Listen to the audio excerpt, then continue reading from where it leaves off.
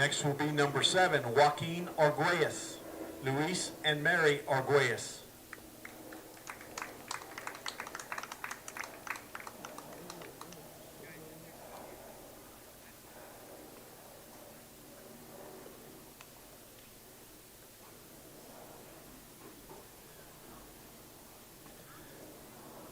Number 11, Tanner Habe, Eddie and Lori Habe.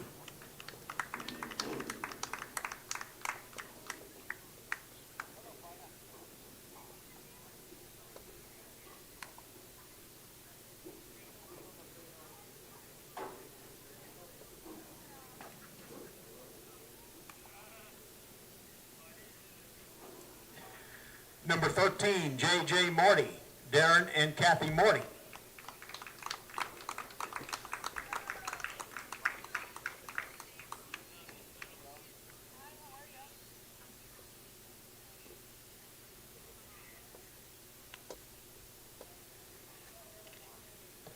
Number 15, Ethan Garza, Hermes and Tetra Garza.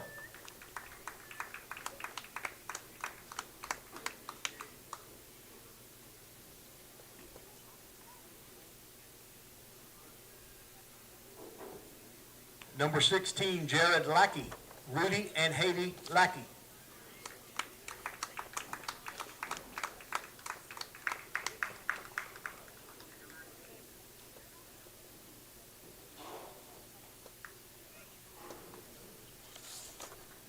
Number 19, Aiden Patterson, Tony and Brandy Patterson.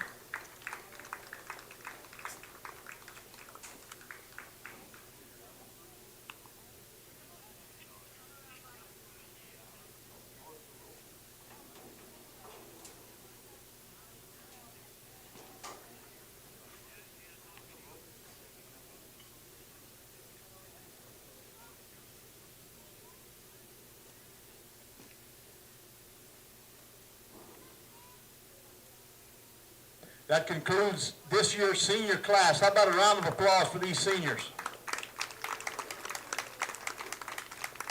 Next up, we have the junior class, starting first with number 2, Bobby Peterson, Bob and Joanne Peterson.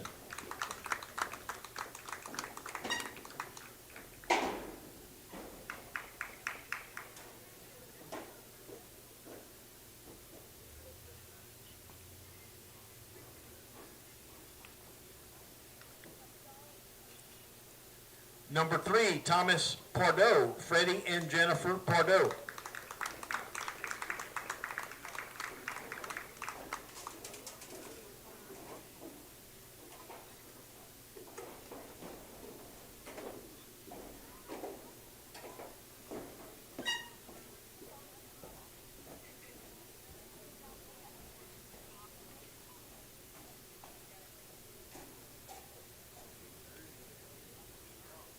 Number 8, Javi Gonzalez, Javier and Petra Gonzalez. It looks like they're not here tonight.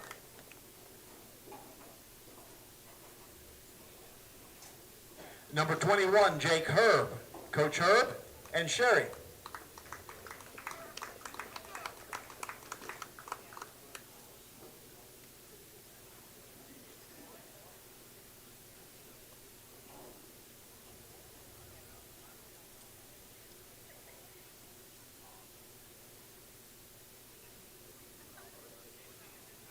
That concludes this year's junior class. How about a round of applause for the juniors? Next year's leaders. Now the sophomore class, starting with number 4, Aaron Tunder, Jeffrey and Sarah Tunder.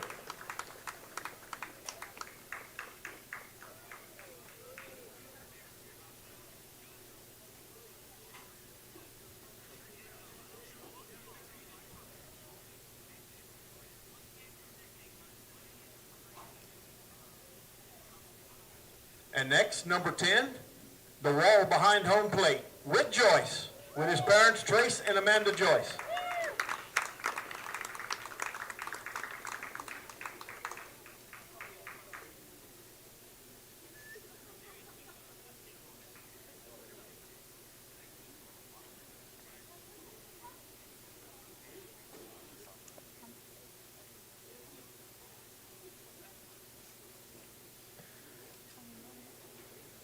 That is your 2021 Medina Valley Panther varsity baseball.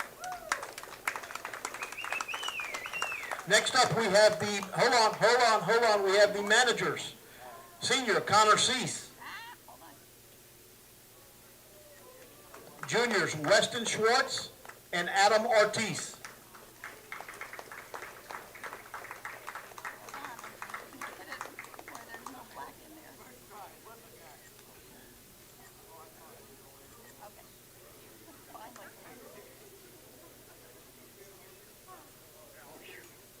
And last but not least, our trainers, Nayeli Muniz and Alisa Scarborough.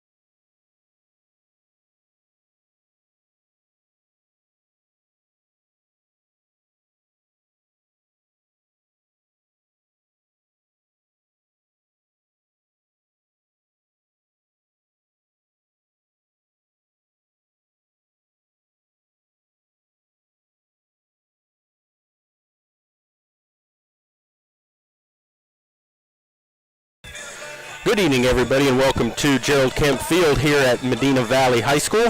It is Parents' Night here for the final game of the regular season, final home game for these seniors, and Medina Valley is going to take on the Floresville Tigers. The Panthers still hoping for a share of a district title with a win tonight and an Eagle Pass loss. They can still get that. They lost 5-4 at Eagle Pass on Tuesday evening. Floresville looking for a third-place spot. They're fighting for a playoff spot as well. For the Panthers, since it is Parents' Night, or they are going to be starting all the seniors here tonight, and I'll have the lineups for you in a little while. We're watching the weather. There's a big cell below us. It's all moving east. Hopefully it misses us. We might get a little bit of drizzle or sprinkle. If we do, we might have to pull the camera down for a little while and just have an audio broadcast, but we'll do the best that we can. We're going to take a break and then come back. You're listening to Panther Baseball, brought to you by North Park Chevrolet, and we will continue in just a moment.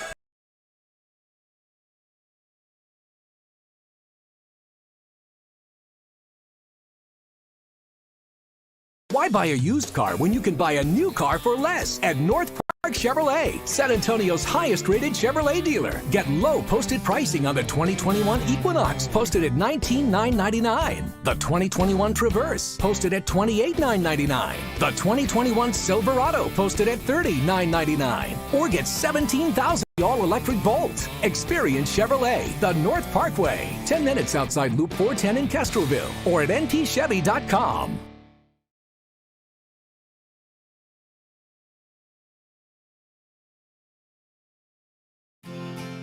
Medina Electric Cooperative was built by this community more than 80 years ago to deliver safe, reliable, and affordable energy. We are proud to serve this community beyond the power lines. You can find us supporting your kids' Little League, sponsoring school events, hosting safety presentations, and more. We're honored to belong to this community.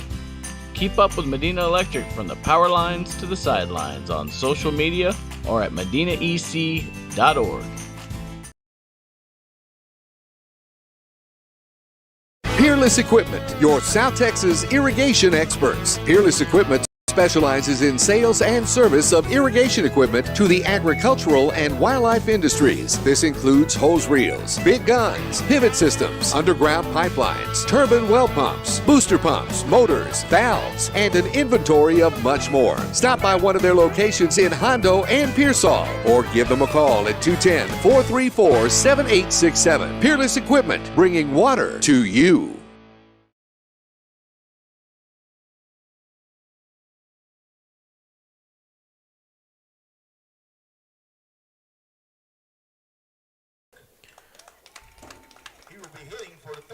Welcome back here to Gerald Kemp Field as they're giving the starting lineups right now, and we'll do the same. We'll start with the visiting Floresville Tigers. They'll start it off with their pitcher, Preston Freeman. Right fielder, Jonathan Espinoza, will bat second. The three hitters, the first baseman, Jacob Trevino. Batting cleanup tonight, the catcher, Brandon Cardenas. The DH, Britt Cook, will bat fifth. Six hitters, the second baseman, Derek Ferreira. Shortstop, Brooks Farrell, will bat seventh. The left fielder, Gavin LaFleur, will bat eighth. And the nine hitters, the center fielder, Jacob Villarreal. And playing third base tonight, Joseph Martinez, being DH4 in the five hole by Britt Cook. So again for the Tigers, their top three, Freeman pitching, Espinoza right, Trevino first. Middle three, Cardenas catching, Cook DH, Ferreira second base. And the bottom three, Farrell shortstop, LaFleur left field, and Villarreal in center with Martinez at first base. For the home Medina Valley Panthers, in their final regular season game, they will lead it off with the center fielder, Joaquin Arguelles. The two hitters, the shortstop, Tate Holtzhaus. First baseman, Jared Lackey, will bat third. The cleanup hitters, the third baseman, J.J. Marty. Whit Joyce will catch and bat fifth. Left fielder, Tyler Mangum, will bat sixth. The seven hitters, the pitcher, Tanner Habe. Britton Griggs will play right field and bat eighth. And the second baseman, Ethan Garza, will bat ninth. So again for the Panthers, their top three, Arguelles center, Holzhaus short, Lackey first. Middle three, Marty third, Joyce catching, Mangum left field. And the bottom three has Habe on the hill, Griggs right field, and Ethan Garza at second base. Those are the lineups, and we are, like I mentioned earlier, watching a little bit of the weather for the big cells south of us. We might get a little bit of drizzle here in a little bit, but hopefully it mostly stays away and goes on past us. I noticed on the radar what might hit us was green at the time, and hopefully it doesn't build up more in the meantime before it gets here. But if it does rain a little bit, we'll get a quick game here and rule them, but you never know. If that happens, we'll might have to move the camera inside or something and just have an audio broadcast, but we'll do what we can as long as they continue to play. We're going to go ahead and take a break for the national anthem, and we'll be back with all the play-by-play. You're listening to Panther Baseball, brought to you by North Park Chevrolet, and we will continue in just a moment. Are you ready for a vacation? Tanya with Travel by Design can help you with all your vacation destination needs. At no cost to you, she can plan all of the details tailored to your unique wants and needs. So all you have to do is enjoy your vacation. Tanya is a certified expert with Disney, Universal Orlando, and California, Sandals, and all cruise lines. Give Tanya a call at 830-931-4834 or visit her Facebook page, Tanya with Travel by Design, for all the latest specials and must-do vacations. Bush's Chicken, one of the oldest locations in Castroville, is proud to serve the Medina Valley area. Bush's Chicken has one goal: be the best. Bush's Chicken knows its success comes from loyal customers in the communities they serve. Stop by Bush's Chicken on Tuesday and get the Tender Tuesday deal, or try their buffalo fries and ask about their Panther special. It's always a hit. Bush's Chicken, 935 Highway 90 East in Castroville. Call them at 830-538-2800. Headed out to the game? Then make a stop at your local Valley Mart convenience store. With 12 area locations, Valley Mart is always right around the corner. Fuel yourself and your vehicle with quality branded gas and diesel, snacks, and fountain drinks. Always convenient, well lit with clean restrooms. Valley Mart, family owned and operated since 1984, and a proud supporter of Medina Valley athletics and area youth sports for over 30 years.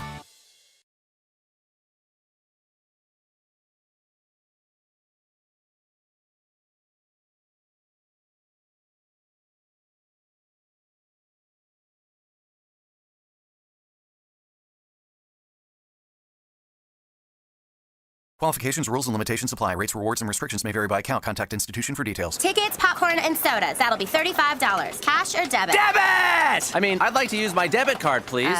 Can I do it? Okay. All right! Swiping now! What if paying with your debit card was always this exciting? Kasasa Cashback is a free checking account that pays you for everyday debit card purchases every month you qualify. Plus, with ATM withdrawal fee refunds nationwide, that's a lot of extra cash to spend on whatever you like. Ask for free Kasasa checking at Community National Bank. Member FDIC.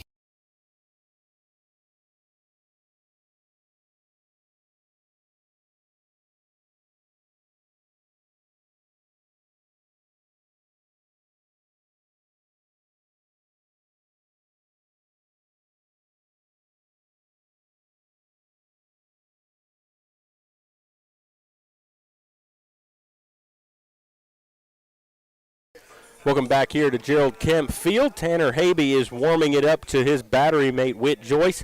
Right side of the infield, Jared Lackey and Ethan Garza. On the left side, Tate Holzhaus and J.J. Marty. Into the outfield this evening, Joaquin Arguelles is in center field. He's flanked in right by Britton Griggs and in left by Tyler Mangum. For the Tigers, it'll be Preston Freeman, Jonathan Espinosa, Jacob Trevino due up. The Panthers beat Floresville their first meeting together on a run rule down in Floresville, and hopefully the Panthers can come away with a victory here tonight, hoping for an Eagle Pass loss for a share of that district title. Yeah, absolutely, Jared. They're going to be looking over their shoulder to see what's going on in that game. But here they've got a game that they have to win this game in order to stay in this. And Coach Herb made a move today, starting all the seniors, which I'm glad to see because a lot of these seniors haven't had a whole lot of playing time. Glad to see them out there. So you'll see some names out there that you haven't heard in a while. But I'm glad to see them out there, and I'm sure they'll play well as they always do. So I know you talked a little bit earlier about the situation for the standings. Wins in first place, Medina Valley in second, Floresville third, and McCullum in fourth. And I think they're pretty much well all set in stone what's going on. And if you want to look forward a little bit, I don't know if you want to talk about looking forward, but we'll be matching up with District 27 5A, which is the south side of San Antonio district. Right now, those standings, Jefferson from first place, Brackenridge is in second, Edison is in third, Highlands in fourth, and Kennedy fighting for that fourth spot with Highlands right now. So it's the bottom is really jumbled up. So, and they'll play next week. Well, and there's Edison Scouts here too and tonight. Brackenridge. Yep. So they're going to finish out their district next week. And we are ready to get going as Preston Freeman, a left-hand hitter, will step in against Tanner Habe to start the ball game. Tanner ready to go from the windup. First pitch of the ball game on the way is on the outside corner for a strike, and it's 0-1 to start. You were talking about the weather a little while, Jared. You can hear the thunder in the background. Is that thunderstorm moves, I guess, south of us? I just looked at the radar again as that pitch misses way outside for a ball. It's moving west to east. It's due south of us, but I don't think it's going to bother us. But you can hear a little rumbling in the background. So a ball and a strike here as Habe into the windup. His 1-1 pitch is swung on and missed. That was a breaking ball that didn't break too much, but he got away with it. Swung at a pitch up near his eyes, and it's 1-2. Medina Valley lost a close 5-4 ball game down in Eagle Pass on Tuesday night. That kind of sealed their fate of being second in the district as that pitch is fouled back to the left here, and it's still a ball and 2 strikes. Yeah, they'll need a lot of help from south side if anything's going to change in the top of the standings in this district. South side will need to beat Eagle Pass, and then they'll be tied for first, Medina Valley and Eagle Pass, but I don't know if that's going to happen or not. That was a back-and-forth ball game, as the first one was for a while until the late innings, as that pitch just missed outside, and it's 3-2, or 2-2 rather. It was definitely a good game. Just Medina Valley fell a little short. It was errors in the end. Yep. A 2-2 on the way. Swings and hits one inside the line and fair down the left field line as Mangum's going to go into the corner to cut it off, and Preston Freeman will cruise into second with a leadoff double just inside the bag at third base there, and they had a runner at second with nobody out to start the ball game. Yeah, that was a hot shot by the lefty there to take it to the other opposite field there, and went right over third base and rolled around the corner, easily gets to second base. Good at bat by Freeman. He fouled off a couple of pitches with 2 strikes and managed to get a pitch he liked and keep it fair. No chance for Marty to get that ball. So that'll bring up Jonathan Espinosa. And they're going to let their pitcher run, apparently. Espinosa, right-hand batter, will stand in. He plays right field for the Tigers. Habe from the stretch for the first time tonight as he'll check Freeman at second. Squares to bunt, and he throws it to the backstop. He doesn't have to bunt anymore. That'll get the runner over to third on the wild pitch. Just overthrew it, spiked that ball. You know, something different today, Jared, that we haven't seen in the last few games is there's 0 wind. It's been windy as heck the last few games, and there's no wind right now. It's still and muggy. Yeah, and the bugs are out too. That little bit of rain that we got earlier today just made it worse. There's a swing and a miss on a fastball. Good pitch by Habe. Just blew it past him. You know, I was in San Antonio today, and it rained on me like crazy, but out here, hardly nothing. A ball and a strike, pitch on the way. Just missed low, and it's 2-1. Leadoff man at second base, still nobody out in the inning.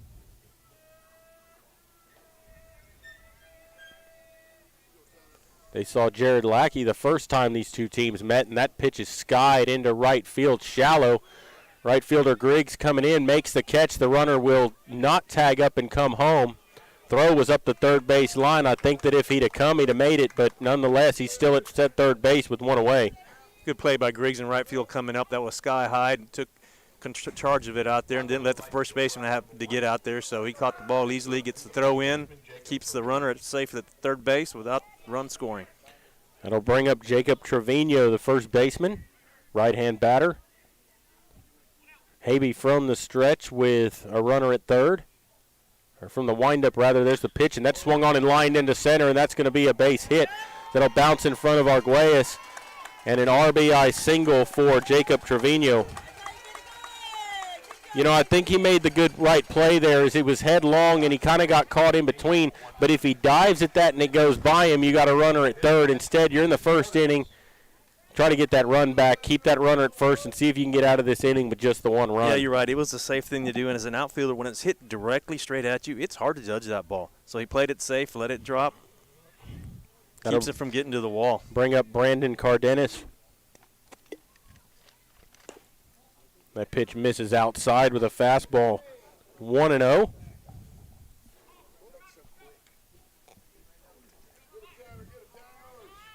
One ball, no strikes here as Habe checks the runner at first. Not a very big lead over there. That pitch comes up and in, 2-0.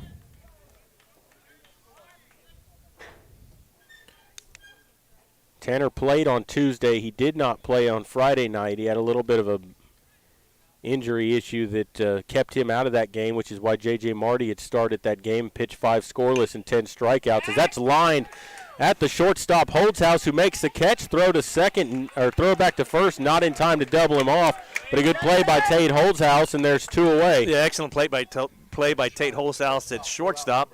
Almost doubled him up, made a great throw over to first base, but was not in time. That'll bring up Britt Cook, left-hand batter. Runner at first with 2 away.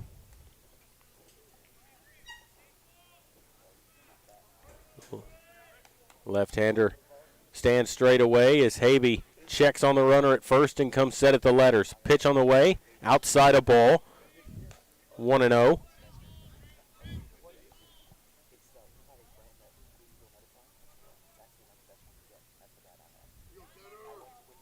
I said JJ pitched 5 scoreless innings, pitched 5 no-hit innings. Yeah, no, he didn't. On top of that, and there's a chopper to first, and that's a foul ball just outside the line.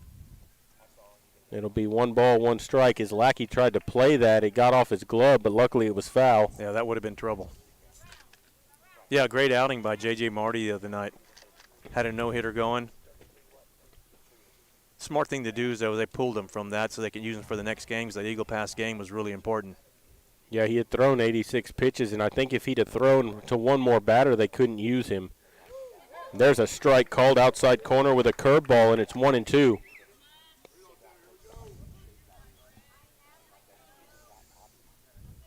Cook digs back in. Left-hander waiting. Habe checks him, ready for the 1-2. Kicks and brings it. Called strike 3 over the outside corner. He backdoored him with a curveball, and he sits him down, but they do get a run on 2 hits, and they leave 1 on base. So we'll go to the bottom of the first. Medina Valley just coming into bat. Floresville leading 1-0. You're listening to Panther Baseball, and we will continue in just a moment.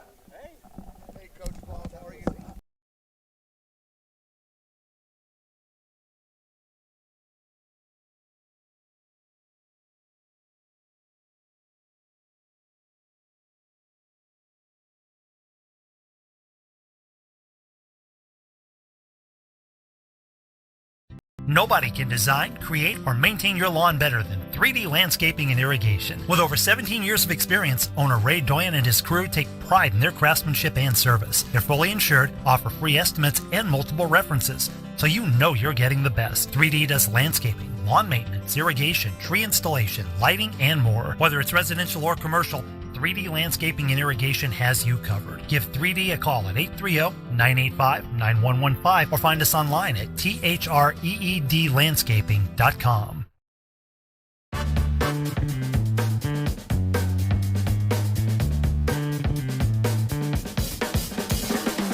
Call State Farm agent Hazel Russell in Castroville at 830-931-3441.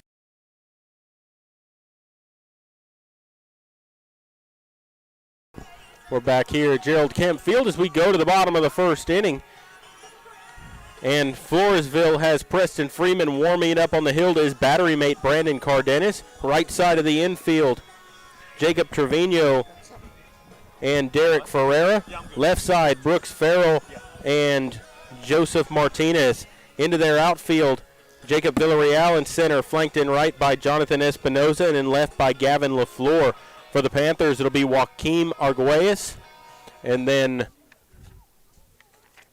Tate Holtzhaus and Jared Lackey. Lineups changed a little bit tonight because they're starting all the seniors, so we're not seeing the normal Peterson, Pardo, and Lackey combination there at the top. So Arguelles will step in. He's been mainly used for a courtesy runner this year, but he's come up in some big situations, and he's gotten some timely hits for the Panthers. Leading off here tonight, playing center field, and he takes the first pitch from Freeman low for a ball. It's 1-0. Yeah, Jared, not to mention he's got a lot of speed on the bases. That's what they've been using him as a courtesy runner. 1-0 on the way, and that's outside for a ball. He throws pretty hard. Yeah, Freeman, a little bit of velocity there. He's kind of got a herky-jerky windup. Illegal pitch, and that's a ball. I don't know how. So that'll make it 3-0. He's got to be fluid. He's telling him he can't stop, which I just said he had a herky-jerky movement. Yeah, exactly. Well, you know how difficult it is to throw an illegal pitch from a windup? I mean, you're pitching in the windup. Well, that's the thing is what I don't understand, because Japanese pitchers stop all the time in their windup, so I don't know what he's saying. That pitch is low, and he walked him. I think he's changing it from pitch to pitch, his windup, and I think he said he's got to keep the same motion. Yeah. Either way, he walks Joaquin, and good opportunity for the Panthers to run. Again, he's been the courtesy runner. He's got a lot of speed. I see Coach Herb moving him on the bases, hopefully getting the second base and get a runner in scoring position. Well, and here's the thing, too, is you got Holtzhaus at the plate now. You've got a pitcher who's come in here and thrown 4 straight balls to start the ball game. Make him throw you a pitch till he throws you a strike. If you don't sacrifice bunt here. First pitch on the way, and he does deal that one on the inside corner for a strike. 0-1. As Arguelles will lead away from first. Kicks and brings it. Runner goes, bunts it foul back to the screen. It's 0-2 now. They did try to sacrifice him over. Now you got 2 strikes. Maybe he may run Arguelles now.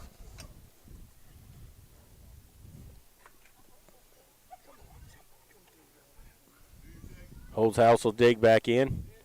Right-hand batter. Throw over to first. Almost caught Arguelles leaning that time. A quick move, but he just got in safely. Yeah, very quick move.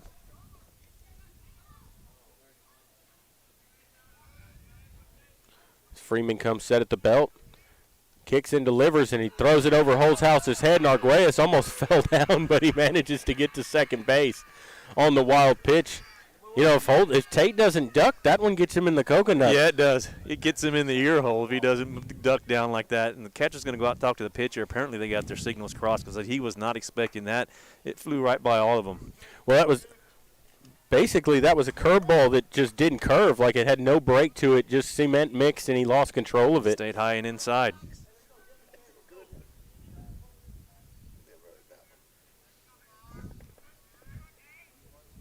Pitch on the way. That's high, a ball.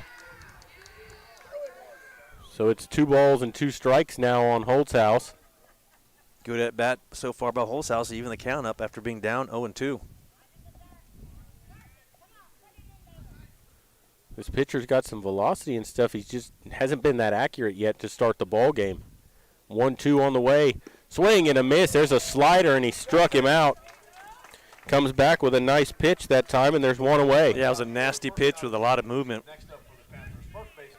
That'll bring up Jared Lackey. And I'll be honest, Jared, we have not seen a lot of speed in this district so far. No, you get a lot of guys who throw some junk and don't throw very hard. Pitch on the way. Up and out of there, a ball. 1-0. Lackey with the ability to go out of the yard here. We've seen him go opposite field home runs this year as well. 1-0 on the way. Called strike in there with a breaking ball. It's a ball and a strike now on Jared.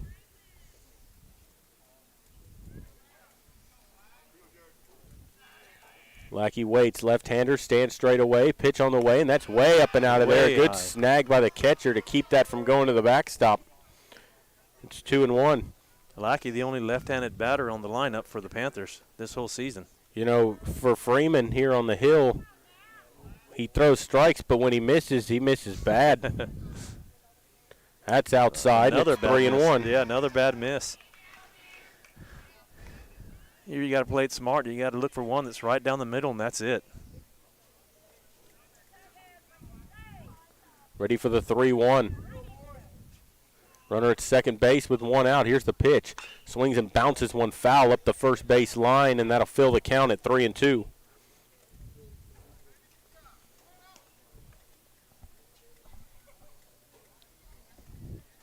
May want to look for that slider again here.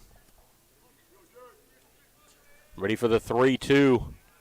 Payoff pitch on the way from Freeman. Swings and bounces it foul again up to the Floresville dugout, and again we'll do it at 3-2. Nice job there on that. He threw him a breaking ball on 3-2, and Lackey managed to wait on it and get himself another pitch.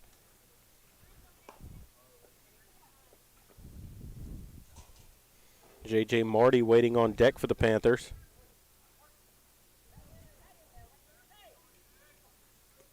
As Lackey waits, the pitch on the way, and that's swung on, popped up foul, back out of play over to the left side here. We'll do it again at 3-2.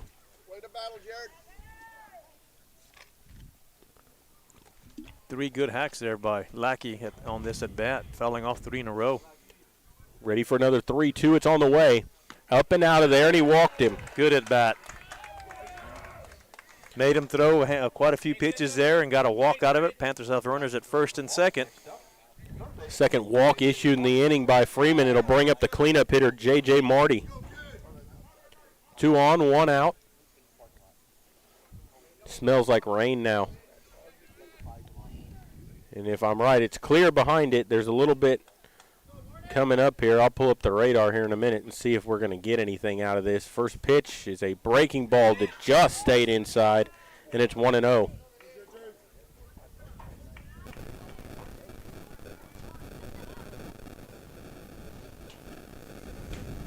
Freeman comes set. Kicks and delivers.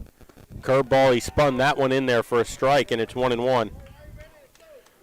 Not a bad take. Looks like the rain's going to miss us. Fortunately, if we get anything, it's going to be a little sprinkle right here. There's a swing and a bouncer to third. Third baseman grabs it. He'll step on the bag at third. Throw to first. Not in time, and it gets away. That's going to move the runners up 90 feet. Lackey will stop at third base. So it's going to go as a fielder's choice and then an E5 on the throw that will allow the runners to move up. And they'll have runners at second and third, but there are 2 away for Whit Joyce. Good opportunity for Whit Joyce here to get some RBIs, and the Panthers can strike first here and get a good lead. So Joyce will come up here. He's had a lot of 2-out RBIs in his season with the Panthers this year. We've seen him get a lot of 2-out hits, and he takes that first fastball through there for a strike. And a lot of his hits have been for extra bases. I'm sure he leads the team in doubles and triples because he's been hitting the ball deep. Well, we've seen him get 3 triples this year. There's a swing and a high chopper that's going to get into left field for a base hit. That's going to score 1. They're going to wave home Marty. Here comes the throw. It's cut off. A 2-run, 2-out single by Whit Joyce as he comes through again with 2 away, and the Panthers lead it 2-1. Yeah, that ball had eyes, found the hole between third base and shortstop, ended up in left field, and able to get 2 runs out of it. Exactly what the Panthers needed with 2 outs. Good job by Whit Joyce. First hit of the ball game for the Panthers, and it scores 2. They'll get a courtesy runner now. Bobby Peterson coming in off the bench, a courtesy run. A lot of speed now at first base for the Panthers. And that'll bring up Tyler Mangum. Bobby Peterson, the courtesy runner. Go, Tyler. Mangum had a double against Eagle Pass in that game.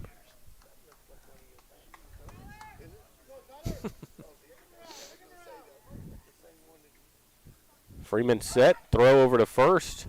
Almost got away from the first baseman that time, but Peterson back in there. Yeah, good job by the first baseman. Knocked that ball down. It was in the dirt, kept it in front of him. Well, I think Peterson's body helped that too. I think it hit him a little bit. Ooh. And that hits Mangum in the elbow. Threw him another cement mixer that didn't spin, and it gets Tyler in the lead elbow. That'll move the runner up to second base. They'll be at first and second with 2 away. Panthers doing it with 2 outs, getting runners on. So Mangum hit by a pitch, goes along with 2 walks in the inning. And here's Tanner Habe with a chance to help his own cause, and he takes outside a ball, 1-0.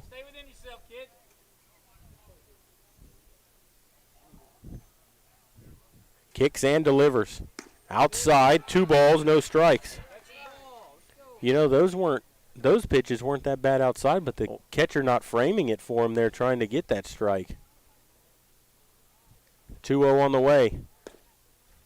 Got a strike called that time right below the knees, and it's 2-1. Yeah, Freeman throwing with a lot of velocity. It's just that he's kind of wild. Well, this will be his 27th pitch of the inning. 2-1 on the way. That's low in the dirt, and it's 3-1. Britton Griggs waiting on deck for the Panthers. If Habe can keep this inning going, he's ahead in the count, 3-1. Kicks and brings it. That's a strike called over the outside corner. And the count's full, so the runners can get a head start from first and second. The Suns just appeared here at Gerald Kemp Field, just over the left field foul pole. 3-2 on the way, and he swings and foul tips it in the catcher's mitt for a strikeout to end the inning. But the Panthers get 2 runs on 1 hit, an error mixed in, 2 walks and a hit by pitch, and they leave 2 on base. And so we will go to the second inning. Medina Valley leading 2-1. You're listening to Panther Baseball, and we'll continue in just a moment.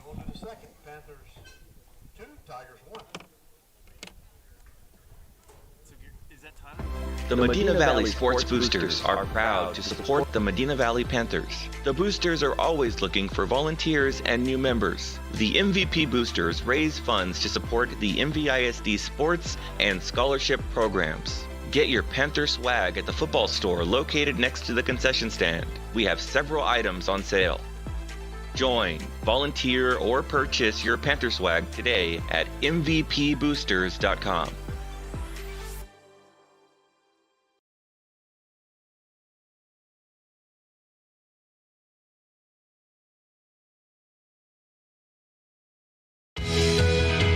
The pace of business is faster than ever.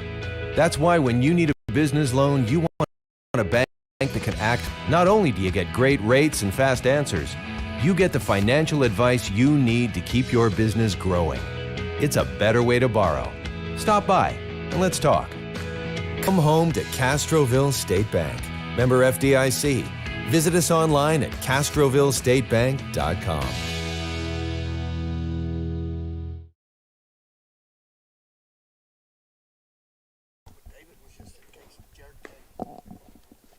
Welcome back here to Gerald Kemp Field as we go to the top of the second inning, a 2-1 lead for the Panthers here. A little bit different view now as that sun's come out, and pretty view here at the ball field now. It looks beautiful, Jerry, but it could cause trouble. Yeah, it could, especially for that first baseman. Yep. Leading off from top of the second for the Tigers, second baseman. Tanner Habe back out there to pitch, and it will be the 6, 7, 8 hitters, Derek Ferreira, Brooks Farrell, and Gavin LaFleur due up here in the top of the second inning. First pitch from Habe in the second is down and in for a ball, and it's 1-0 to start things off to their second baseman, Ferreira. Right-hander will get set to dig in.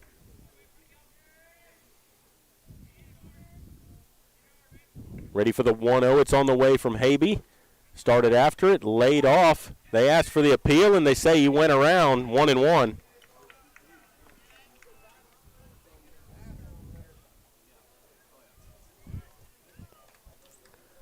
Waiting on the 1-1 as Habe toes the rubber.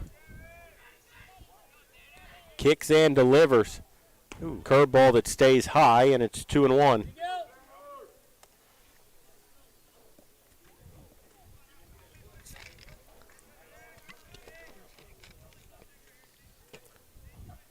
Two balls, 1 strike. Pitch on the way. Down in the dirt, 3-1. I'd like to remind everyone that next week Medina Valley will be off for the playoffs. They might play a warm-up matchup or something like that, but they will not be playing a playoff series until the next week. Yeah, they may do a pickup game sometime next week. Our neighboring district will still be playing.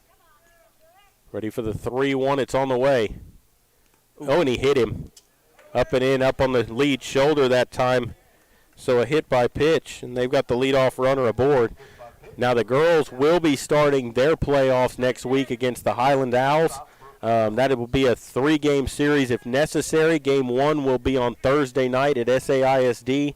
Game 2 will be at Medina Valley on Friday. at 7 p.m., and Game 3, if necessary, will be back here at Medina Valley on Saturday at 11 o'clock in the morning. Those games will all be here on the Medina Valley Broadcast Network. There's a pitch. Bunch through it. So the runner doesn't go. Did they call that a strike? They did. 0-1.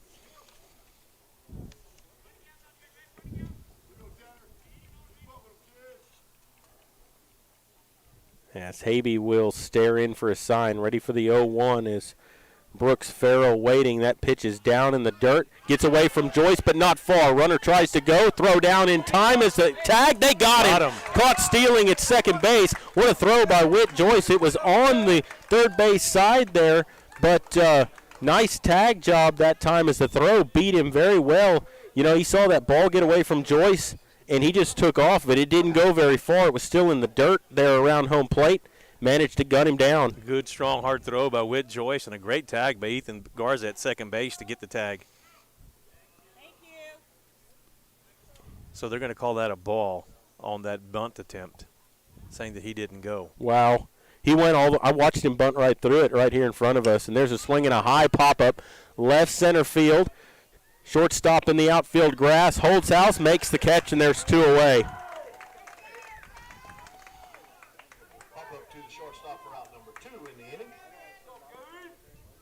So this inning's been cleaned up after that hit by pitch, and there's 2 away with nobody on.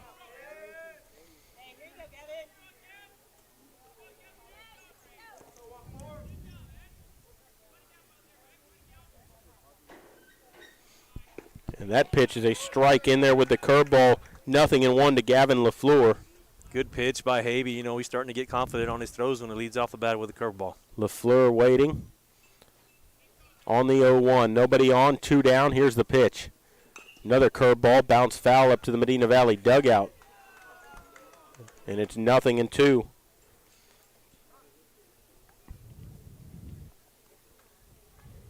Got a full house in the outfield there behind the fence there with the fans. Jared stretching from right field all the way to left field, as always. Waiting on that 0-2. It's on the way. Down low, ball 1. 1-2. Not a tailgate. Empty out there. Nope.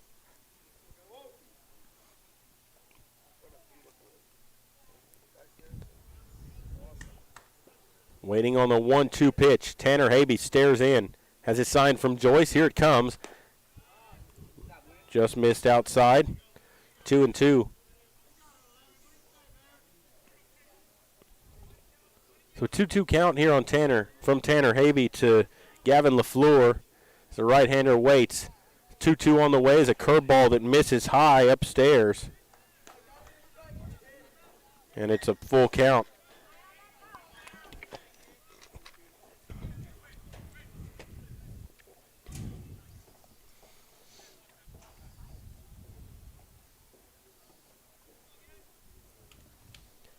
So Tanner Habe will toe the rubber again, ready for a payoff pitch to Gavin LaFleur. Nobody on, 2 down. Here we're in the top of the second inning. Panthers lead 2-1. Here's the payoff pitch, and that's swung on, popped up, foul back behind the screen, and we'll do it again at 3-2. Just felt some raindrops there, Jared. Yeah, we have a sunny sky. Got some rogue drops coming out of the sky. It's that little green spot that was sitting there over 90, but it's not going to be much. Nope. It'll make a nice rainbow somewhere. There it is. It's a double rainbow right behind us. Yep. Waiting on the 3-2.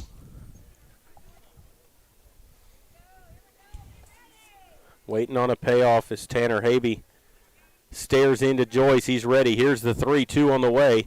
Called strike 3 outside corner, and he punched him out to end the inning. Great pitch. Second strikeout for Habe in the ball game. Second one looking. So no runs on no hits. A hit batsman, a caught stealing mixed in there, and they leave nobody on base, and we'll go to the bottom of the second inning. 2-1 Medina Valley leading. You're listening to Panther Baseball, and we will continue in just a moment.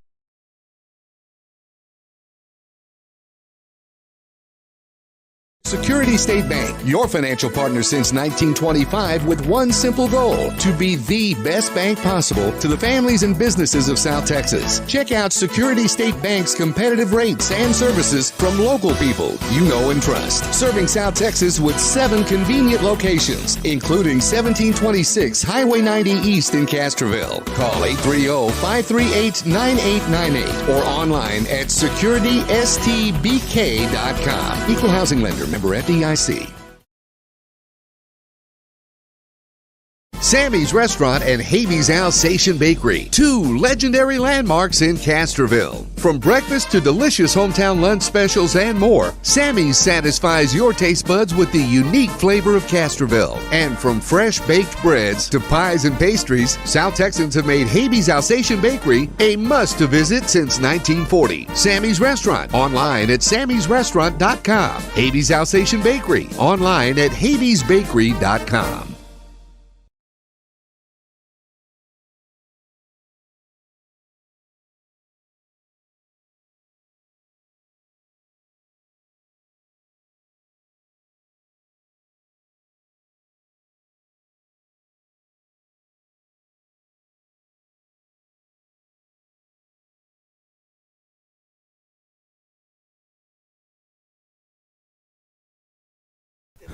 Welcome back here to Gerald Kemp Field as we go to the bottom of the second inning.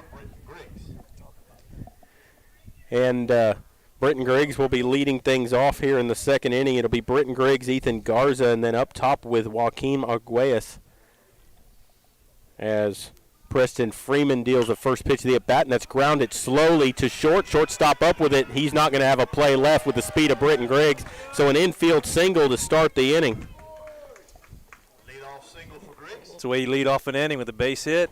Get on base however you can. Even though it's infield hit, it's still a hit. Good job by Britton Griggs, especially to hustle down the first base line. And here's the thing about Preston Freeman now. He's thrown 2 innings worth of pitches here, and nobody's out in the second inning. He's thrown 30 pitches already in the ball game. Ethan Garza will step in. Runner at first. Nobody out, and that first pitch is a low strike called right below the knees. 0-1. Good outing by Ethan Garza. Last game against Eagle Pass Win had 2 hits, one of them being a double. 0-1 on the way. Curveball spins it in there for a strike, and it's 0-2 quickly on the 9-hitter Garza. Looking over our shoulder here to the right, there are 2 rainbows, but one of them is very, very bright over here. Yeah, it is. Beautiful rainbow. There's a called strike 3 over the outside corner, so Garza goes down looking. 3rd strikeout of the ball game for Freeman, and there's 1 away. Back to the top of the order, center fielder Joaquin Arguelles. So there's a runner at first with 1 down. There's a bouncer. Foul ball. Just foul. Just outside the bag at 3rd. Coach Herb wanted him to say that was a fair ball because he'd had a hard time throwing Arguelles out at first base. Yeah, he was almost at first base by the time he fielded the ball.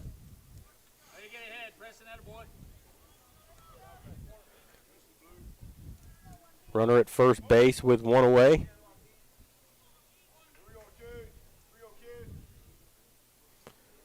Arguelles will stare out at Freeman as he comes set at the belt.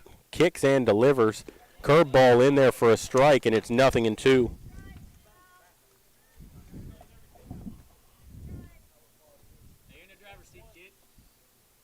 Arguelles in a hole, waiting on the 0-2. Pitch from Freeman on the way, and he throws it upstairs, a ball.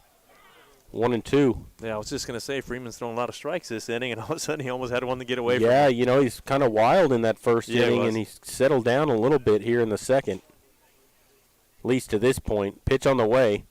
Swings and bounces one foul. Nice job by Arguelles to stay alive on that curveball, and we'll do it again at a ball and 2 strikes.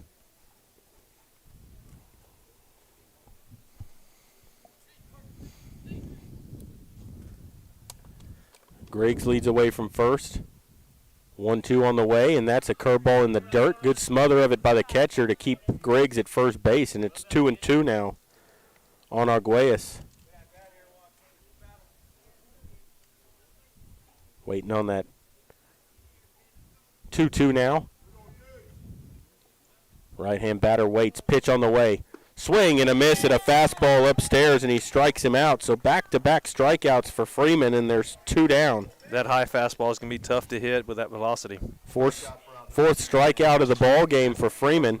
That'll bring up Tate Holzhaus. Holzhaus struck out swinging his only time in. And he takes a strike through there. Leadoff infield single by Britton Griggs, and he's still at first now with 2 away. Here's the pitch. In the dirt. Good job by the catcher to keep that in front of him again. And it's 1-1 now on Holzhaus with Jared Lackey waiting on deck.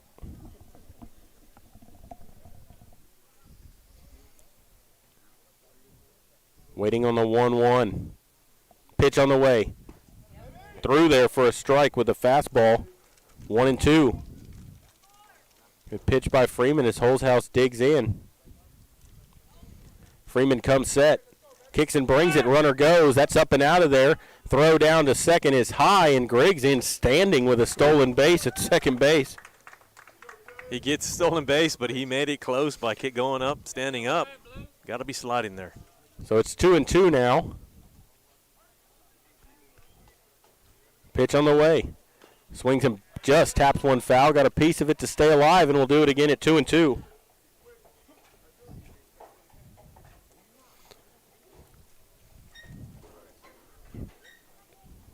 Two balls, 2 strikes, and 2 outs. Runner at second base as Freeman steps off.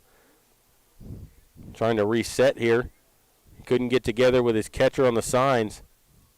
Now he's ready. 2-2 on the way. Swings and lines one out in the left center field. Shortstop going out, but he's going to make the catch out there in left center, going out to make the play. And the side has been retired. So the Panthers get no runs on 1 hit, and they leave 1 on base. And so we will go to the 3rd inning. Panthers lead it 2-1. You're listening to Panther Baseball, and we will continue here in just a moment.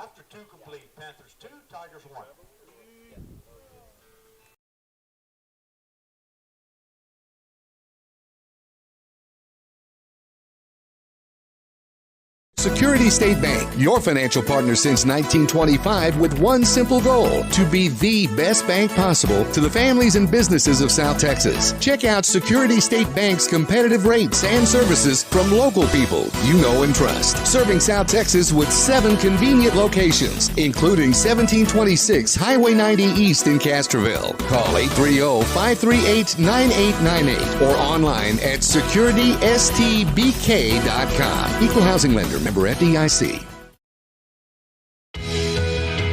The pace of business is faster than ever. That's why when you need a business loan, you want a bank that can act fast. Not only do you get great rates and fast answers, you get the financial advice you need to keep your business growing. It's a better way to borrow. Stop by and let's talk. Come home to Castroville State Bank. Member FDIC. Visit us online at castrovillestatebank.com.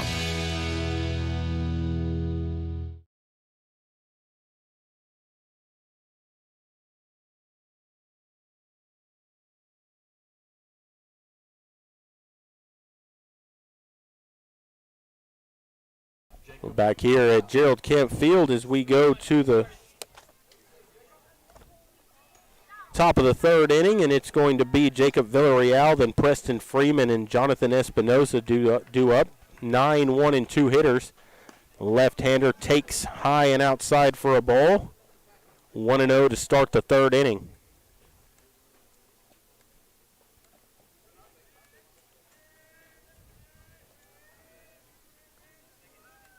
Top of the 3rd, it is 2-1. Here's the pitch, and that's swung on and popped up foul, out of play. 1 ball, 1 strike. We had the Edison coaches here just a little while ago putting the radar gun on Habe. Possibility of Medina Valley playing Edison in the 1st round. As it stands right now, they would, but that could change based on their district because they still have to play another week. Yeah, they still got to play another week, and it's the 3rd and 4th spots that they're battling it out for. That pitch was up and out of their ball. 2-1. Kicks and brings it down low. 3 balls and a strike to the leadoff batter, Jacob Villarreal. I saw Brackenridge here also. We'll see they're in 2nd place right now. So they could be playing Floresville or Medina Valley. That's right. Edison could too.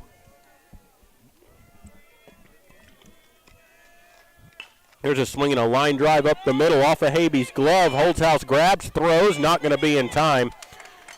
Going to go as an infield single as that ball was not hit well. Habee made an effort at it. I think he got a glove on it, tipped it to Holtzhaus, who made a great play but just had no time left. Yeah, he came charging hard, and that ball was not hit hard at all. Came charging in, tried to throw on the run just a little bit late, but a good play by Holtzhaus at shortstop. That's their third hit of the ball game. And it'll bring them up top to Preston Freeman, who doubled down the left field line his only time in. 1-for-1 in the ball game. Villarreal leads away from first. Habee comes set at the belt, kicks and brings it up and out of there, and it's ball one.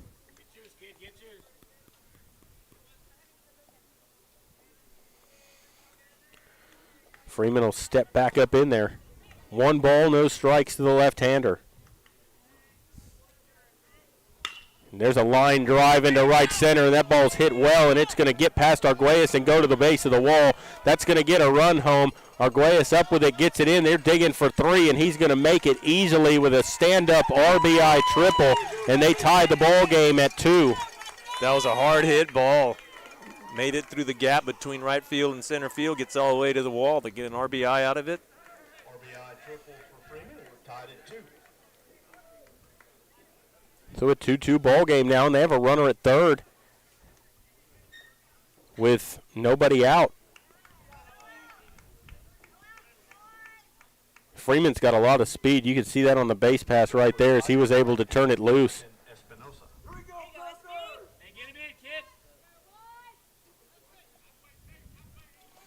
Jonathan Espinosa will stand, and he flew out to right field his only time in.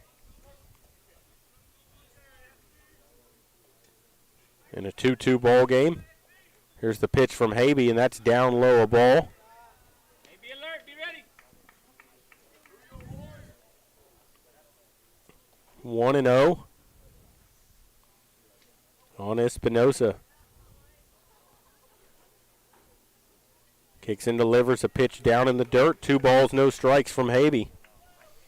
Tanner just hasn't been as sharp tonight as we've seen in the past, and I don't know, maybe because he hasn't pitched in 2 weeks, that's hurt him as Coach Garza is going to go out and talk to him. I think y'all are thinking on the same page there, Jared, as Coach Garza goes out there and talk to him. He's not very sharp. He's doing okay, but he just doesn't have the sharpness as far as the break on his curveball and the velocity on his fastball. Well, in his fastball right now, it's not moving any. You know, usually we see that little bit of tail at the end. A little bit, yep.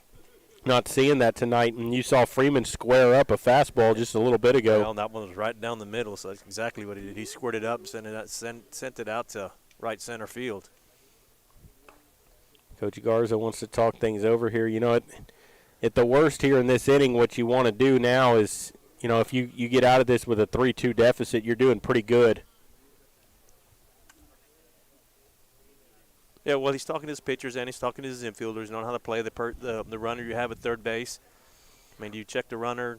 Well, and what I like that they're doing here is they're not playing up on the grass to disallow the run. I mean, it's early in the ball game. It's a 2-2 game. Exactly. That one run you can get back. You got time. Someone just blew their air horn out in the outfield, and there's a ball just low, 3-0. Pretty good pitch. We've seen that call get made tonight already, but didn't get it that time. Hey, get yours, kid. Waiting on the 3-0. I'm sure he's taking all the way here. And he does for a strike on the outside corner, and it's 3 balls and 2 strikes. Habee does what he's supposed to do, put one in there for a strike. See if he can come back and get him now. 3-1 to Espinosa. And he bounces one high in the air. Marty's going to play it on the run, throws to first for the out. The run will score, an RBI ground out for Espinosa, and they lead it 3-2. But they did get the out. They did get the out. Marty moving hard to his left, cutting off the shortstop before he got the ball, throws it on the run and gets the out. Good play by Marty. That's the only way they were going to get that out. So nobody on with 1 out now for Jacob Trevino. 1-for-1 at an RBI single his first time up, and he throws that one high, and it's 1-0. Yeah, he tried to lead him off with a curveball that just got away from him. Check that 1 out. Into the windup. Here's the 1-0. Swings and fists one out in the right center field, and that's going to get down for a base hit. He's 2 for 2 in the ball game, so a 1-out single for Trevino. Their 5th hit of the ball game, and that will bring up Brandon Cardenas, their cleanup hitter, who's 0 for 1. He lined out to the shortstop his only time in. He'll have a runner at first with 1 away.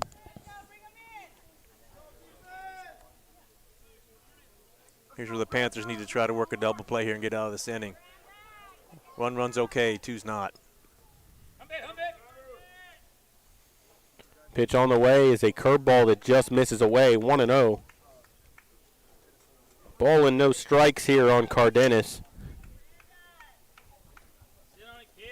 Ready on the 1-0. Habe comes set, checks on the runner at first. Delivers just down and in, 2-0. He's not getting that call right below the knees. Strike zone is pretty tight so far. Pitch on the way, and that's upstairs, 3-0. You know, you don't have Javi Gonzalez here tonight for the middle reliever. So I guess they're going to try to see how far they can get Habe on the mound, keep him going. He's not even in the lineup tonight? I don't think he's here. He wasn't here for Parents' Night. Oh, that's right. Introductions. That pitch is low, and he walked him. Looks like they're going to do that change now.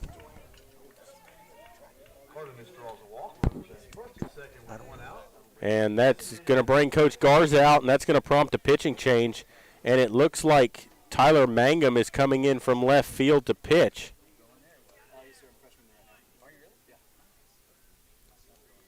And I believe that is what's going to happen here. And we're going to go ahead and take a break for the pitching change and then come back. You're listening to Panther Baseball, and we'll continue in a moment.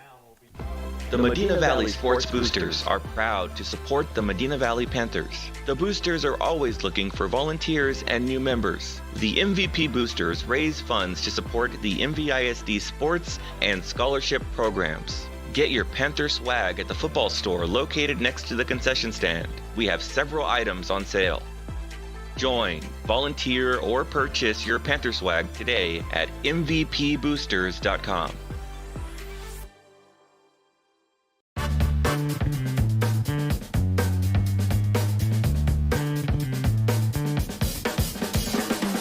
Call State Farm agent Hazel Russell in Castroville at 830-931-3441.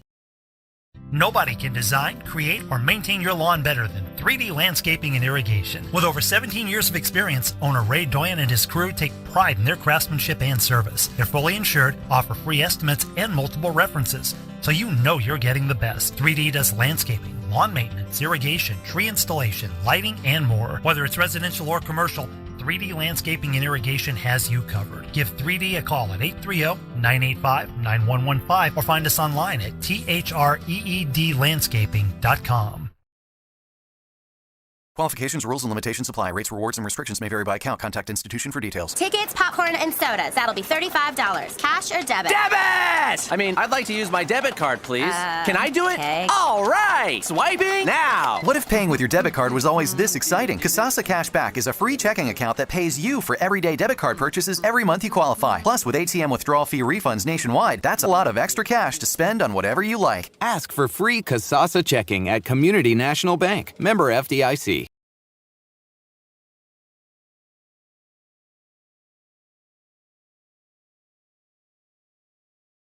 But he may stay in the Welcome back here to Gerald Kemp Field as we complete the pitching change. Tyler Mangum has come on to pitch for the Panthers. Tanner Habe goes to right field. Bobby Peterson enters the game in center for Joaquim Arguelles, and Britton Griggs has moved from right to left field. Mangum will face Britton Cook. He'll inherit a runner at first with 1 away. And Mangum deals a curveball in the dirt that gets away, and the runners will move up to second and third. Mangum with limited action on the mound for the Panthers. I think he pitched one earlier in the first round. He pitched a couple innings for the Panthers. Other than that, I think he only pitched during the tournament time. Yeah, I have not seen him pitch this year. I think he pitched a little bit during the tournaments early in on the season. Second and third now with 1 away. And that pitch is down in the dirt with a breaking ball, and it's 2-0. Another changes. Brittany Griggs moves from right field to left field. Bobby Peterson goes to center field off the bench. And Tanner Habe moves over to right field. There's a swing and a high fly ball deep to right field. Going back on it, Habe looking up, and that's going to one-hop off the wall. They're going to wave the trailer around, and no throw. The throw's going to come very late. A 2-run triple by Britt Cook, and it's a 5-2 ball game.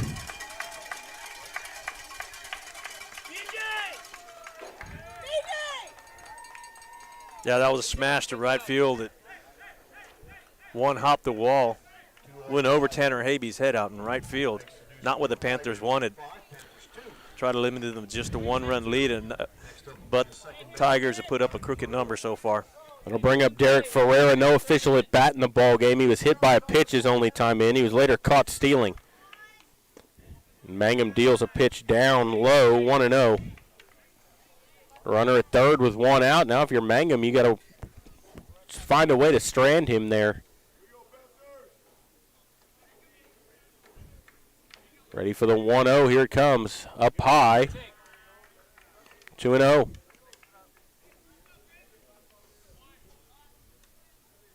Sun's finally setting down behind those trees in left field now. Pitch on the way, and there's a strike through there. 2-0. 2-1. Now on Ferreira.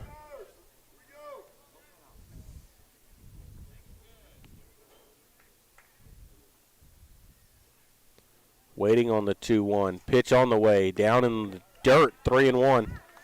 When you wonder, too, you know, we know that Gonzalez isn't here to pitch, but we do know that Coach Herb's got J.J. Marty. He's got his son, Jake, who's pitched before. Well, he's got Pardo. He's got Pardo. But you wonder if he wants to show some of them to the scouts that are here also. Good point. And there's a swing and a bouncer foul back to the screen. It's 3 balls and 2 strikes. Because if you can get out of this game and not use Marty, that's an advantage.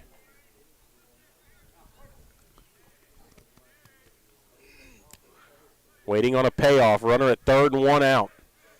Mangum gets his sign from Joyce, and he's ready. Now and Ferreira will step out on him.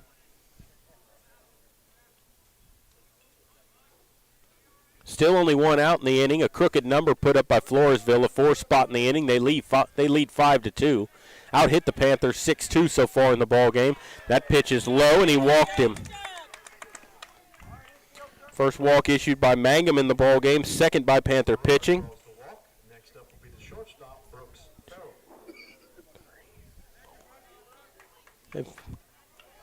That'll bring up Brooks Farrell. Popped out to the shortstop his only time in. He's 0 for 1 in the ball game. Infield drawn in now. Even the middle infield drawn in. It's a force at any base. There's the pitch, and that's swung on and fouled back to the screen.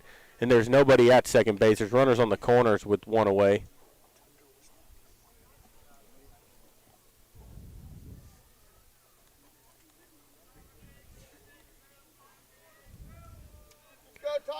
So Farrell waiting on an 0-1. There's a strike called. They throw down to third. Not in time as the runner went and swiped second base, but an 0-2 count now on Farrell. Yeah, Tigers trying to do the double steal there. Joyce came up, faked the throw to second, throws over to third base, but unable to get the out over there. So they have runners at second and third with 1 out. Ready for the 0-2. Right-hand batter waiting. Mangum's pitch on the way is a curveball high, 1-2.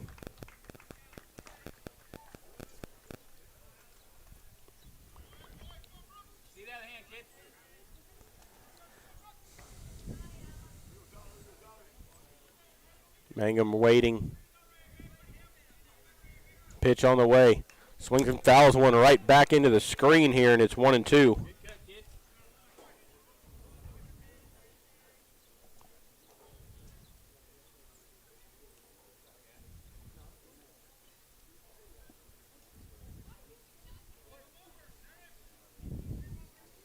A ball and 2 strikes, and it's still on Farrell. Here's the pitch. Swings and hits one high in the air, deep to left. Left fielder Griggs going back, reaches up to make the catch. The runner at third will tag up, and he will get to, he'll score on the sacrifice fly to make it 6-2, and now there's 2 away. Yeah, he flew out deep to left field. It almost got out of here. Yeah, it was very deep. There was no way they were going to make that play on the tag up. Floresville coming out swinging the bat so far this game. Yep. Runner at first moved up, or runner at second stayed put.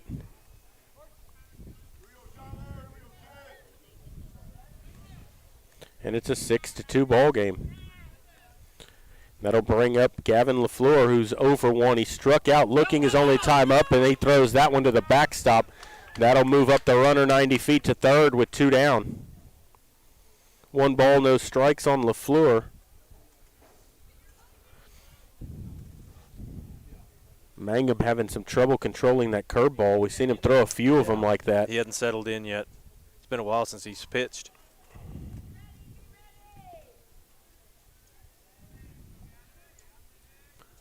Rating on the 1-0, it's on the way.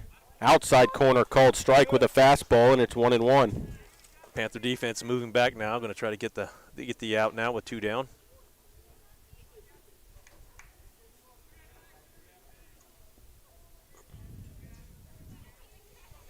That pitch misses up and out of there. 2 balls and a strike.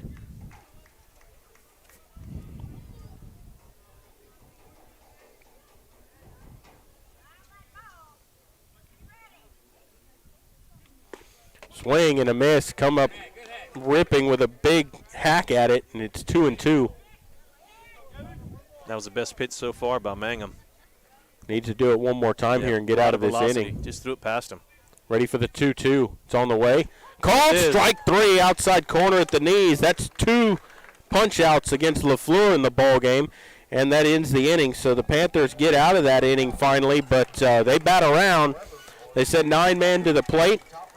They get 5 runs on 4 hits, couple of walks, a hit by pitch mixed in there, no errors, and they leave 1 on base. And so we'll go to the bottom of the third. Floresville leading 6-2. You're listening to Panther Baseball, and we'll continue in just a moment.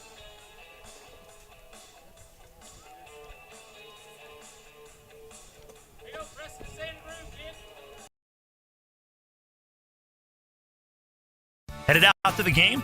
Then make a stop at your local Valley Mart convenience store. With 12 area locations, Valley Mart is always right around the corner. Fuel yourself and your vehicle with quality branded gas and diesel, snacks, and fountain drinks. Always convenient, well lit with clean restrooms. Valley Mart, family owned and operated since 1984, and a proud supporter of Medina Valley athletics and area youth sports for over 30 years.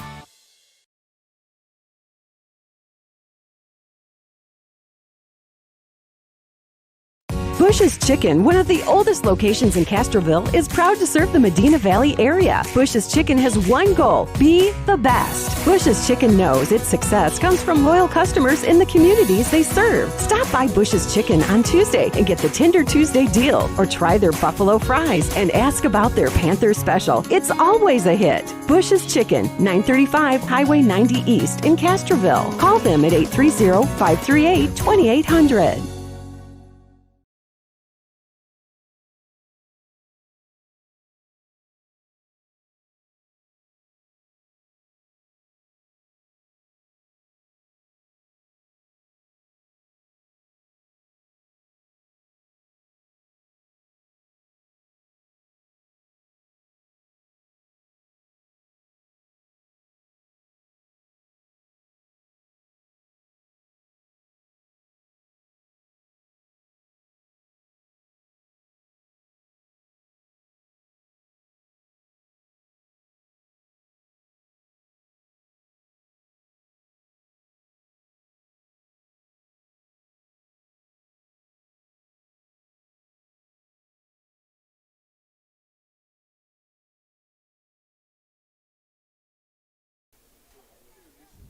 Three and 0 to Lackey.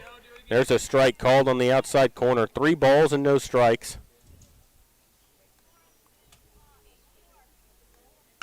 There's a swing and a fly ball deep to right field. Right fielder going back, and that's going to one hop off the wall. And Lackey's going to cruise into second base with a leadoff double, and that's exactly how you get yourself back in this ball game. You get your 3-hitter to lead it off with a double. Beautiful hit by Jared Lackey. Crushes one down the line. The one hops a wall all the way in the corner. Easily stands up at second base. Good way to start out the inning. That'll bring up J.J. Marty. Bounce into a fielder's choice is only time up.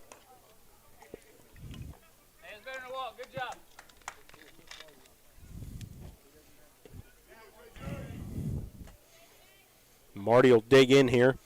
Panthers trail 6-2. Chance to start chipping away at this lead. Here's the pitch. That hit him in the lead elbow. It was a curveball that got away from him. And so you got the first 2 on here with nobody out. And you have your Mr. Extra Base hitter up to the standing at the plate right now. Yeah, Whit Joyce is coming up here at a 2-run double his only time in. He's 1 for 1 in the ball game. That's exactly what you want at the plate here.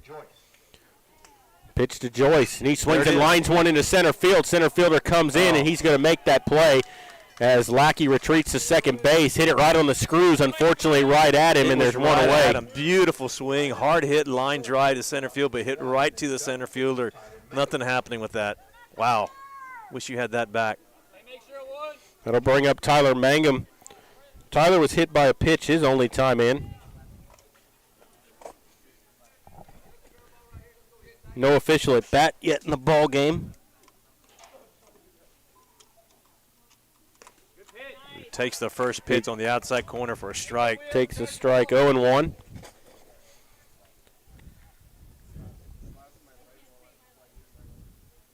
Mangum waiting. Here's the 0-1 pitch on the outside corner, and it's 0-2. So you got your first 2 on, and then a line out. Mangum now in a hole 0-2. Freeman swing and a miss. Little cut fastball, and he struck him out, and there's 2 away. It's his 5th strikeout of the ball game. Yeah, that was a tough pitch to hit. It was, like you say, it was probably a cut fastball that moved across the plate away from you. Tough pitch to hit. That'll bring up Tanner Habe. He struck out his only time in, 0 for 1. First and second, now 2 away, and he swings and misses at a fastball in under his hands, and it's 0-1.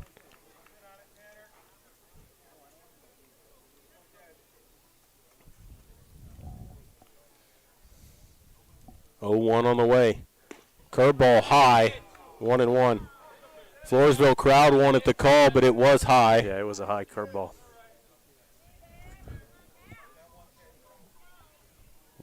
1-1 on the way from Freeman. Strike called outside corner, and he's settled into this ball game now. He had a kind of a tough first inning, but since then he's settled in. He's pitched a lot better. He's gotten stronger as this game's gone on. That's up, and time was called by the home plate umpire.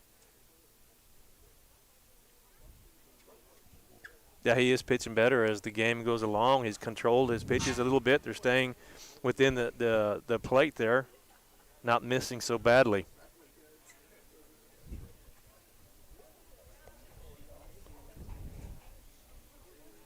So he'll climb back up in there as Freeman's ready to go.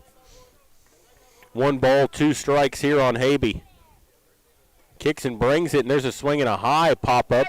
Foul territory, third baseman with room, and he makes the catch against the fence, sliding down to a knee there to make that play. That was the third baseman, Joseph Martinez, making an excellent play, and that will end the inning. The Panthers get no runs on 1 hit, a hit batsman, and they leave 2 on base.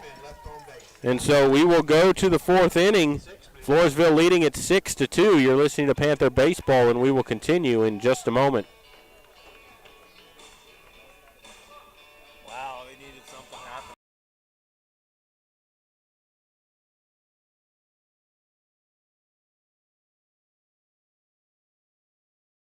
Are you ready for a vacation? Tanya with Travel by Design can help you with all your vacation destination needs. At no cost to you, she can plan all of the details tailored to your unique wants and needs. So all you have to do is enjoy your vacation. Tanya is a certified expert with Disney, Universal Orlando, and California, Sandals, and all cruise lines. Give Tanya a call at 830-931-4834 or visit her Facebook page, Tanya with Travel by Design, for all the latest specials and must-do vacations.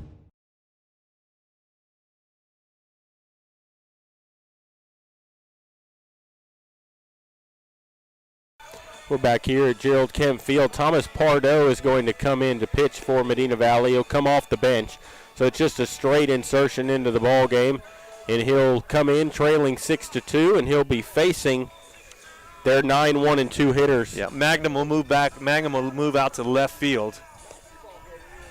Well, I got the opportunity, Jared. I'd like to send out get well wishes to Jason Bippert. Jason Bippert under the weather right now. He's meant a lot for this whole baseball program here at Medina Valley from youth baseball, and he had his sons both played here at a very high level. So good get well wishes to Mr. Bippert there. Hope you're doing good, Jason. Changes for the Panthers. Coming in to pitch, Thomas Pardo. This will be Jacob Villarreal. 1-for-1 in the ballgame. At an infield single his only time in.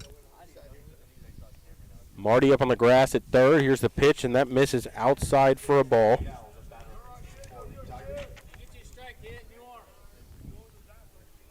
Pardo also have limited innings pitching for the Panthers, but pitched a lot early in the season. Hasn't pitched much lately. I know he's pitching one other district game, but he is a decent pitcher. That pitch is on the outside corner for a strike, and it's 1-1. A lot of control. He's got a lot of movement on his pitches, too. Ready for the 1-1. Pitch on the way from Pardo, and that's down low. 2 balls, 1 strike. Panthers need to work fast this inning and get out of it and get back to the bottom of the inning here. Swing the bats again. Curveball in there for a strike, 2-2. Nice pitch by Pardo. You know, we got here this afternoon, it was real muggy and humid. The gnats were out, and now that little storm went through and it's breezy, it feels good out here now. It feels good. That pitch is fouled out of play, and it'll stay 2 balls and 2 strikes.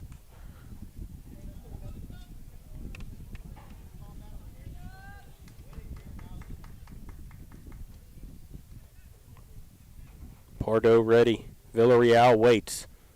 2-2 pitch is in the dirt with a breaking ball, and the count's gone full, 3-2.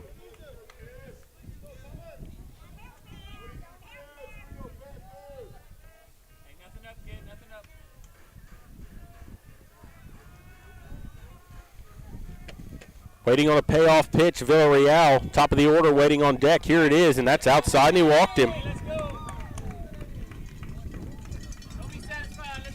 Yeah, that's not what you want to see, your number 9 hitter getting walked.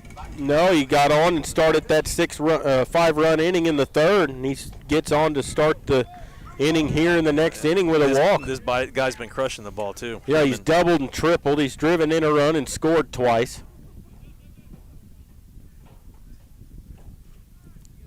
Actually still has a chance to hit for the cycle, and he's got the toughest one out of the way. That pitch is down in the dirt, and it's 1-0.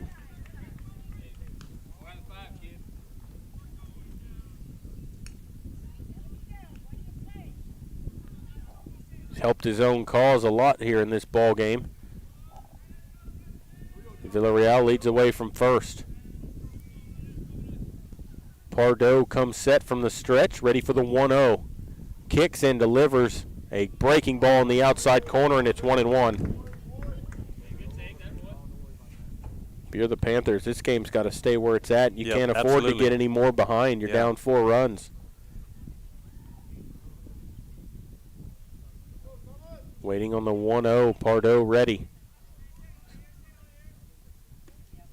There's a breaking ball, backdoored him with a curve, and it's 1-2, and you could see the frustration on Freeman's face that time. Yeah, Pardo puts a lot of movement on his breaking pitches. That one broke down quite a bit, right through the strike zone. Now you got to bury one, make him chase one out of the zone here.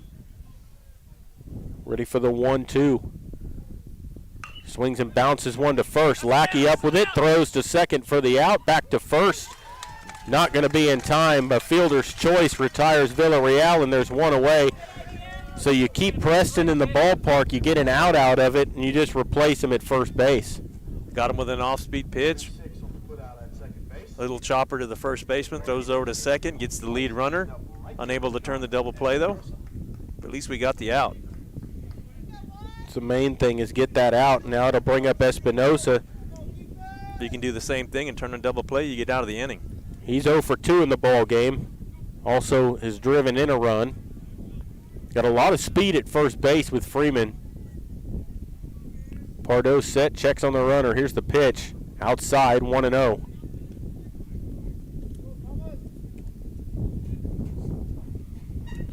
So Pardo will stare into Joyce for a sign. Waiting on a 1-ball, no-strike pitch is Espinosa rather. Freeman at first. Pitch on the way is a nasty breaking ball in there for a strike, and it's 1-1. That was a nasty curveball. Had a lot of movement on it. Got a lot of tight rotation, tight spin. When you throw that curveball with a lot of velocity, it's hard to hit. Well, and if you can throw it for strikes like he's doing there, you can keep batters off balance a little more too. That pitch comes down and in. 2-1. You know, it makes them think about another pitch that they have to swing at instead of just saying, well, that's the curve, I can spin on that one, wait for a fastball. If you can throw your breaking ball for strikes, you can be effective. Freeman leads away from first. Ready for the 2-1. Pardo kicks and delivers, and there's a swing and a foul back to the screen. 2 balls and 2 strikes now on Espinosa.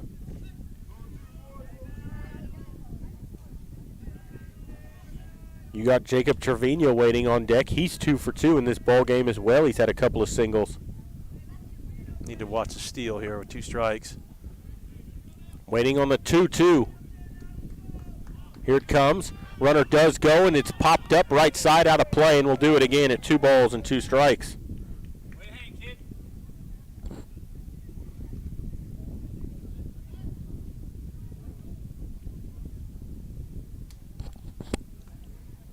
So 2-2 is the right-hand hitting Espinosa. Will get ready to dig back in. He's a right fielder for Floresville.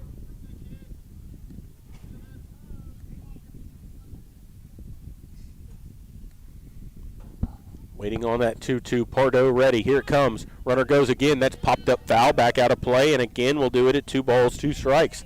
Good at bat here by Espinosa, staying alive. Seeing some pitches from Pardo. Yeah, good job by Pardo. Throwing strikes, throwing those breaking pitches for strikes. I think the last 3 or 4 pitches have been curveballs.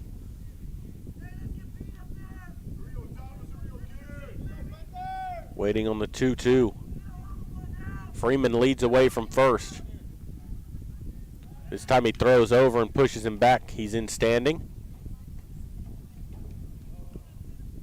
That's the thing with his speed. He can afford not to get as big a lead over there. Yeah, when he got that triple, he was moving. Waiting on the 2-2. Pardo set. It's on the way, and there's a swing and a comebacker. Throw to second for 1. On to first, and he double clutched, and he missed the double play. Goes 1-4 for the put out, and if Garza can get that ball out of his glove a little quicker, he probably has a double play. Instead, he goes as a fielder's choice, and there's 2 down. Well, no one really broke to the bag. Pardo had to sit there and wait for one of the defenders to cover second base well, and throw the ball. That's your shortstop should be covering that, so his momentum can move him toward the bag. That's the play that should have been made. It was a perfect double play ball, hard hit right back to the pitcher. But that's part of not having your normal infield out there as well. Nevertheless, they get the lead runner. And there's 2 down, a runner at first, and that pitch is high to Trevino. Trevino's 2 for 2. He's driven in a run. He's had a couple of singles, and he's got a runner at first with 2 away.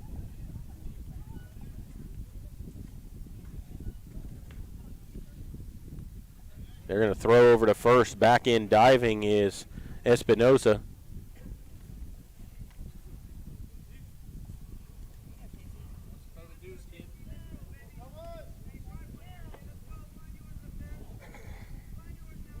Pardo's set. Here it comes. Up high. Well, 2 balls, no strikes. job by Joyce to get out of his crouch to keep that one from coming into the backstop. That ball was sailing. I thought that ball was going to get to the backstop. Like you said, good job by Joyce to get up out of that crouch and bring that ball down. Saved a pass ball there, and you were having a runner on second base and scoring position. 2-0 on Trevino. Here it comes. Curveball called strike.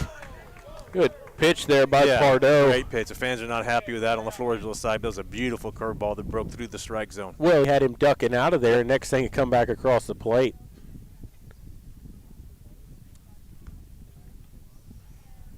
Waiting for the 2-1. Here it comes. Another curveball, but that one misses down and out. 3 balls and a strike now on Trevino. 1 on, 2 down. Get yours and drill it. 3-1. Pardo's pitch on the way, and that's high, and he walked him. Second walk issued by Pardo in the inning. They have runners at first and second with 2 away, and they'll bring up Brandon Cardenas, their cleanup hitter. He's lined out to short and walked. He's 0 for 1 officially, and his coach wants to talk to him here down the third base line a little bit. There's 2 away here. You know, base hit gets him another run. Yeah, base hit gets him another run, but anywhere you got to force out anywhere on the infield, hopefully he can throw a ground ball, pitch to him, get out of the inning. You just need to get it out any way you can here. That's the key. You get a lot of ground balls with curveballs, so hopefully you can continue throwing those curveballs to strike, get something they can work with, and get the last out of this inning.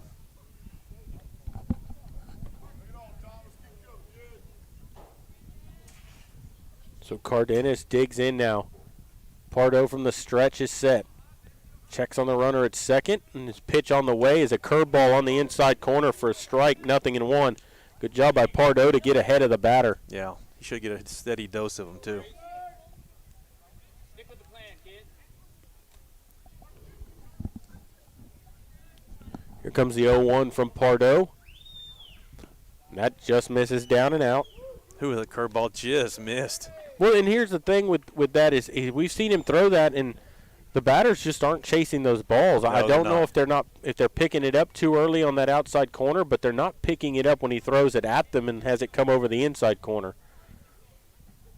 1-1. There it is again over the inside corner, and he's got those guys bailing out. Yeah, he does. On the inside, they're bailing out. They're not swinging at the ones that are going outside, which are the ones that they usually, like you say, that you get them to fish for, reach out there. Well, and when you see a ball coming at you, your instinct is to move out of the way. You got to train your mind to hang in there if you can pick that spin up. There it is. Oh, didn't get the call. Got squeezed. He threw him a fastball in the outside corner, and he didn't get the call that time. Was not expecting that fastball. I think it fooled everybody. Should have had him rung up. Instead, it's 2-2. Now, if he gets a hit out of this, you can blame that one on the umpire. 2-2 on the way. Swings and lines one into right field, and that's going to get down for a base hit. They're going to get 1 run. They're going to get 2 runs. Well, they'll get 1 run out of it is all they'll get. And they lead it 7-2. And I told you, the umpire misses a call like that, and then an RBI single. How many times have we seen that happen in our lives? Happens all the time.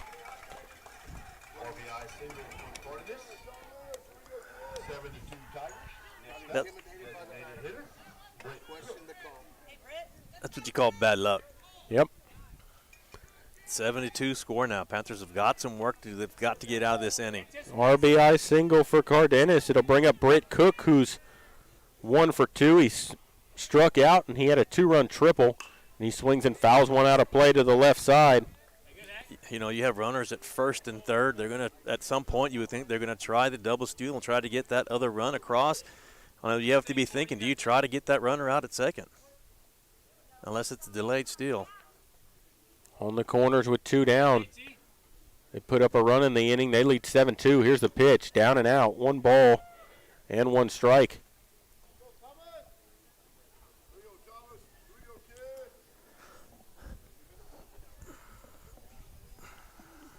Pardo trying to keep this game now at 7-2 and get out of this inning here. 1-1 on the way. Swings and pops one foul back out of play to the left, and it's a ball and 2 strikes.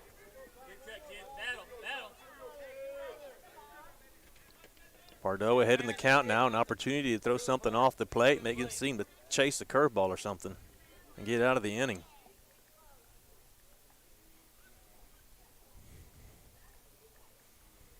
And time asked for by Cook as he steps out on Pardo, who was taking his time.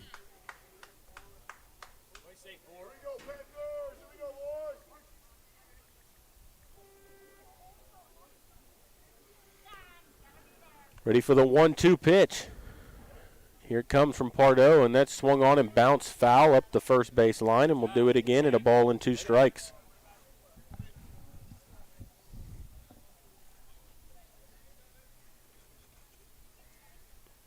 Left-hander will dig back in. Their left-hand bats have been deadly tonight.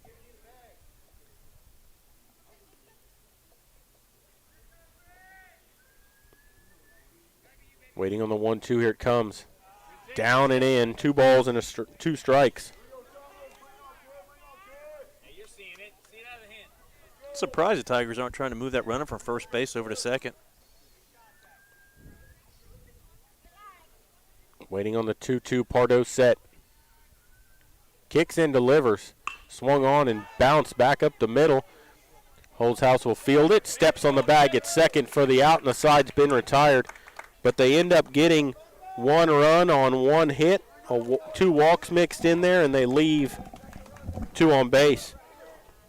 And so we will go to the bottom of the 4th inning. Floresville leading at 7-2. You're listening to Panther Baseball, and we will continue in just a moment.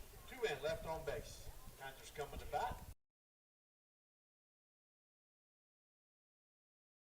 Peerless Equipment, your South Texas irrigation experts. Peerless Equipment specializes in sales and service of irrigation equipment to the agricultural and wildlife industries. This includes hose reels, big guns, pivot systems, underground pipelines, turbine well pumps, booster pumps, motors, valves, and an inventory of much more. Stop by one of their locations in Hondo and Pearsall, or give them a call at 210-434-7867. Peerless Equipment, bringing water to you.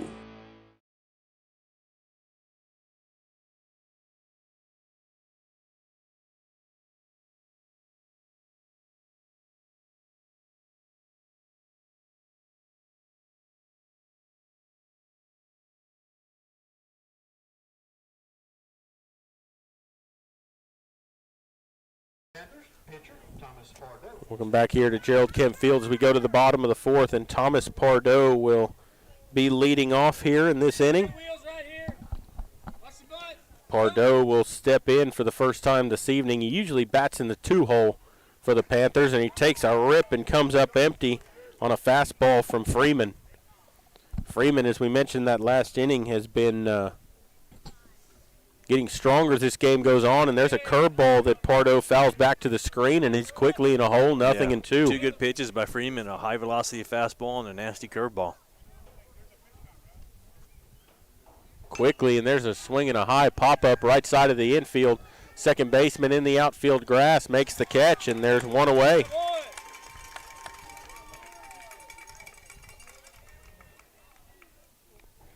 That'll bring up Ethan Garza. Garza struck out looking his only time in. He's 0 for 1 in the ball game. 1 of 5 strikeouts by Freeman so far in the ball game. Floresville's out hit Medina Valley 7-3, leads them 7-2. Swing and a miss. He was so late on that pitch upstairs, and it's 0-1. Yeah, that was a ball high.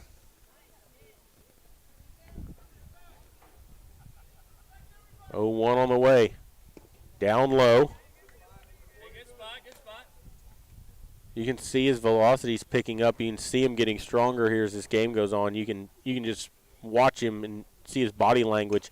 There's a swing and a bouncer foul at the feet of the catcher, and it's 1-2. Yeah, he is getting faster, Jared. And when you do that, your fastball starts getting movement, and that's starting to. He's got a lot of tail on that fastball, a lot of movement. Yeah, and you can tell that his confidence is picked up because he's working quicker. He's gotten himself into a rhythm. If you're Panther batters now, you need to start stepping out on him, break that rhythm, because he's settled into the ball game here you're trailing by 5 runs, you're going to have a hard time getting back in this game. And he's sitting on 5 strikeouts right now, I believe. Yeah, and he's thrown 65 pitches. 1-2 is lined into left field, and that's going to get down for a base hit as Garza reaches out and gets a curveball and pokes it into left field. Did exactly what he needed to do with 2 strikes, take a little off his swing and just put it in play and ended up getting a base hit out of it. Stayed within himself, didn't overswing. Exactly how you do the 2-strike approach. 4th hit of the ball game for the Panthers, and that'll go up top with Bobby Peterson. So Peterson is inserted in the lineup for Arguelles, who was 0 for 1 with a walk, and Peterson will get his first at bat. Normal leadoff batter here for the Panthers. Got a very good bat. We saw him go 4 for 5 last Friday night. And he's got a 1-ball, no-strike count here with a runner at first base and 1 away. That pitch is swung on and lined, foul down the right side out of play, and it's 1-1. Peterson just laid on that fastball. Yep.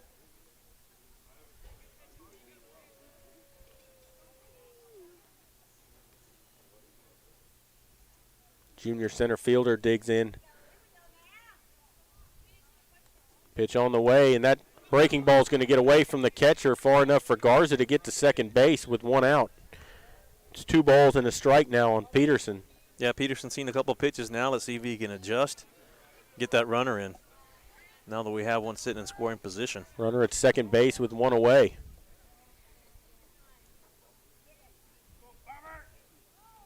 Time taken by the umpire. I don't know what he's. I'm not sure what's going on there. Something he's waiting for something. Now we're ready to go here. 2 balls and a strike.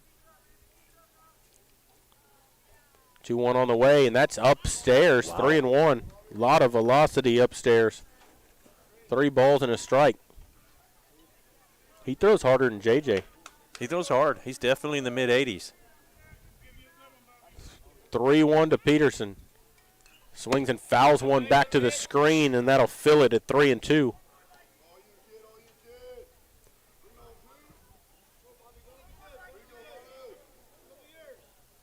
Bobby Peterson will dig back in. Full count. Garza leads away from second. Here's the pitch. Swings and lines one into left. That's going to be a little looping single, and it gets down. Garza's not going to be able to go to third base because that was a pop fly, and the shortstop dove for it.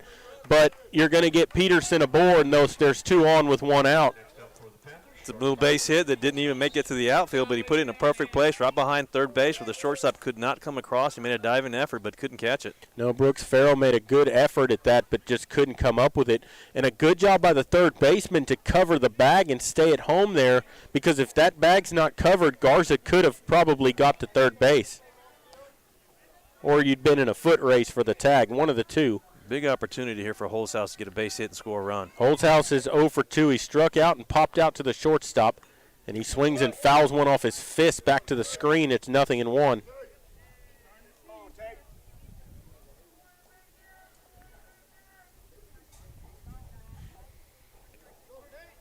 Two on with 1 away.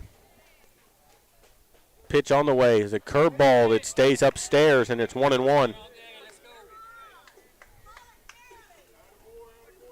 Floresville crowd getting on him. That pitch was high. Ready for the 1-1. Here it comes. Curveball. That one's in there for a strike. And it's 1-2 on Holzhaus. Tate waits. Farrell ready. Here's the pitch, and he yanks that one, throws it to the backstop, and that'll move the runners up 90 feet.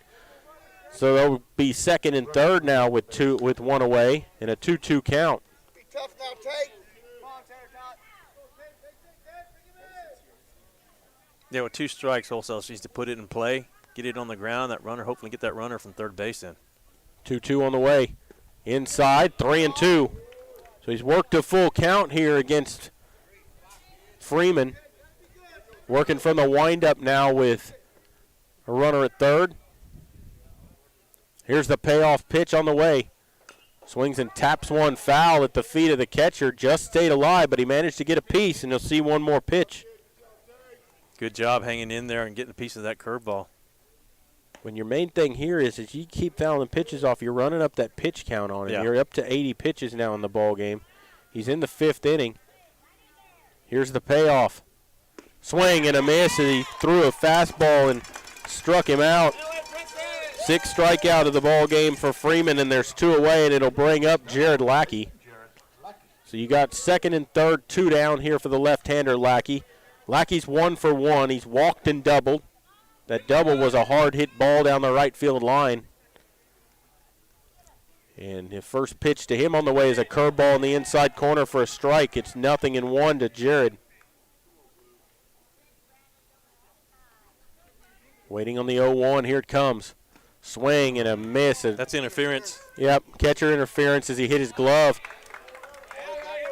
Hit the catcher's glove with his swing, and that's why he stopped his swing. You could see it, and you could hear it. Jared knew right away he headed to first base. That was a good call. It's exactly what happened. And so the bases are loaded with 2 down. It brings up your cleanup batter, J.J. Marty.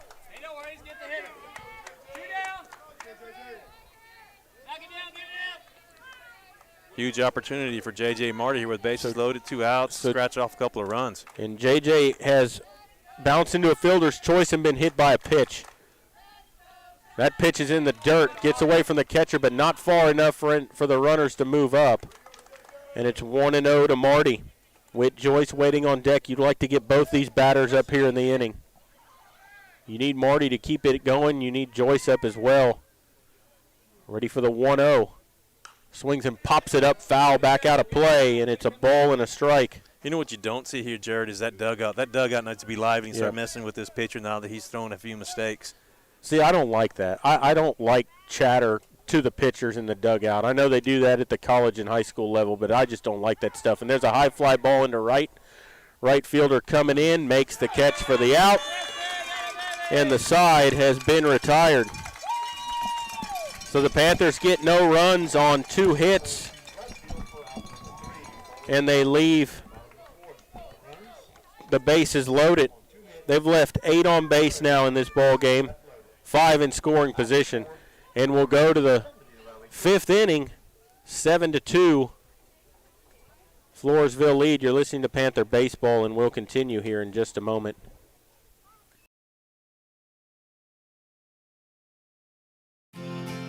Medina Electric Cooperative was built by this community more than 80 years ago to deliver safe, reliable, and affordable energy. We are proud to serve this community beyond the power lines. You can find us supporting your kids' Little League, sponsoring school events, hosting safety presentations, and more. We're honored to belong to this community. Keep up with Medina Electric from the power lines to the sidelines on social media or at medinaec.org. Why buy a used car when you can buy a new car for less at North Park Chevrolet, San Antonio's highest-rated Chevrolet dealer? Get low posted pricing on the 2021 Equinox, posted at $19,999. The 2021 Traverse, posted at $28,999. The 2021 Silverado, posted at $30,999. Or get $17,000 off the all-electric Bolt. Experience Chevrolet, the North Parkway, 10 minutes outside Loop 410 in Castroville, or at npchevy.com.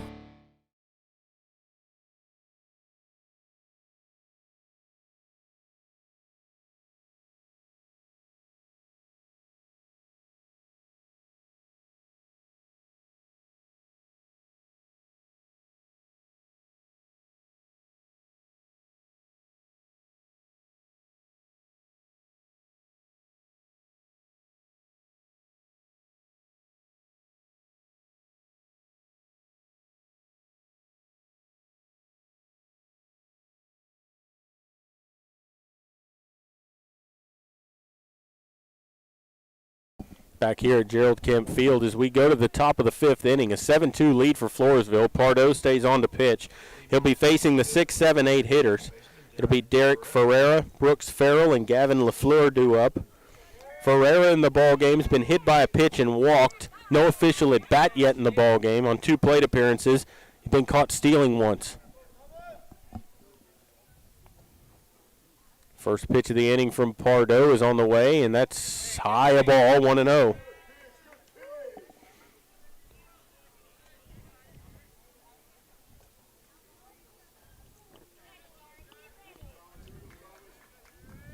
Pardo's 1-0 pitch. Here it comes.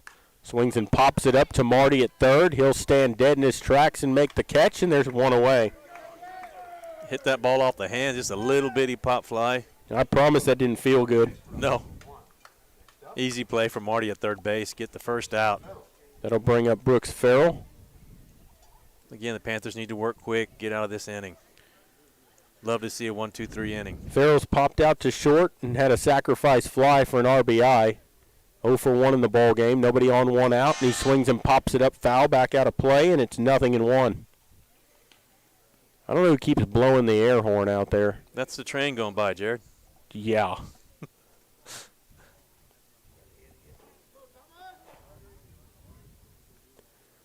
Ready for the 0-1. Here it comes. Breaking ball, misses down and out. 1 ball, 1 strike.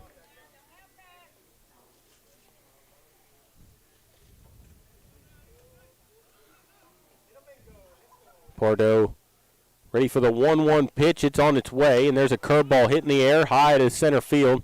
Peterson moving to his left and in, makes the catch for the out, and there's 2 away. Defensive change I just noticed for the Panthers. Aaron Tundry is playing second base now, I believe. Oh, yep, he's come in for Ethan Garza. That'll bring up Gavin LaFleur, who's 0 for 2. He struck out looking both times. We'll see if Pardo can give him the hat trick. First pitch on the way is up and out of there. And it's 1-0.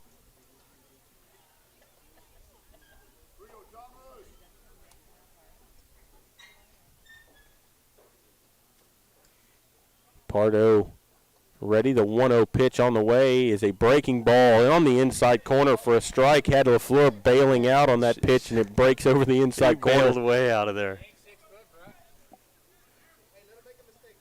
Ready for the 1-1. Nobody on, 2 away. That pitch is low. 2 balls and a strike.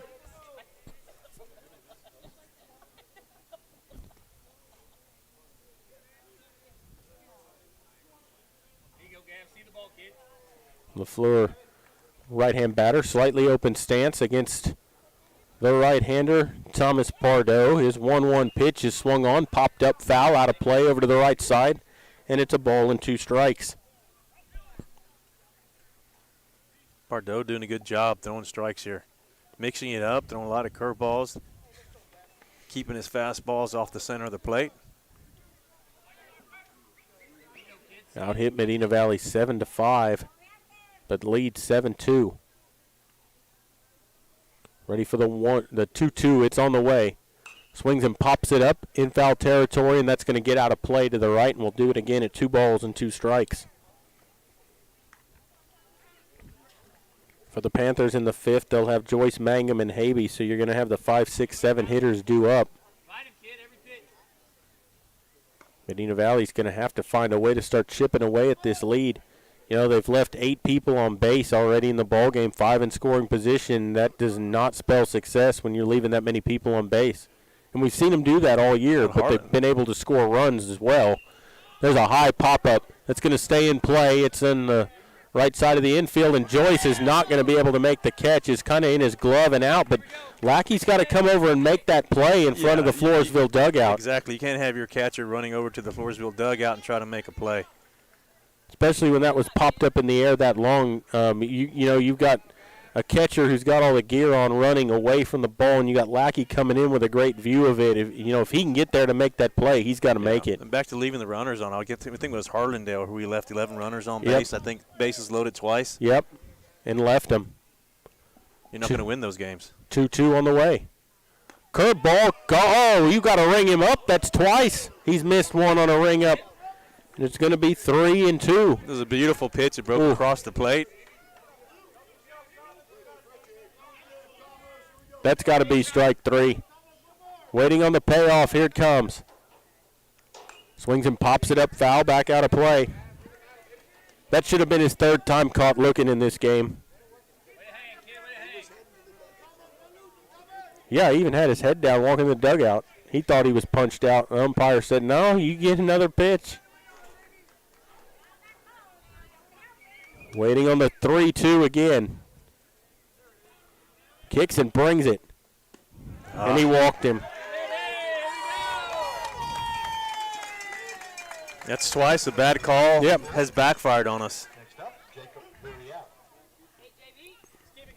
Well, if you're going to give a batter extra pitches, things like that are going to happen. It's pretty hard when you got to get a guy out twice. And we'll go to Jacob Villarreal. Had an infield single and walked. He's been on both times. He's 1 for 1 in the ball game. He's got a runner at first with 2 away. Left-hand batter stands in against Pardo. And there's a swing and a pop-up foul back out of play. That would have been the first 1-2-3 inning of the ball game for either side. Right. That's exactly what they needed. Nothing in 1 here to Villarreal. Then you got Freeman waiting on deck. You need to get this guy out. Here comes the 0-1. Called strike, outside corner. Villarreal in a hole, 0-2.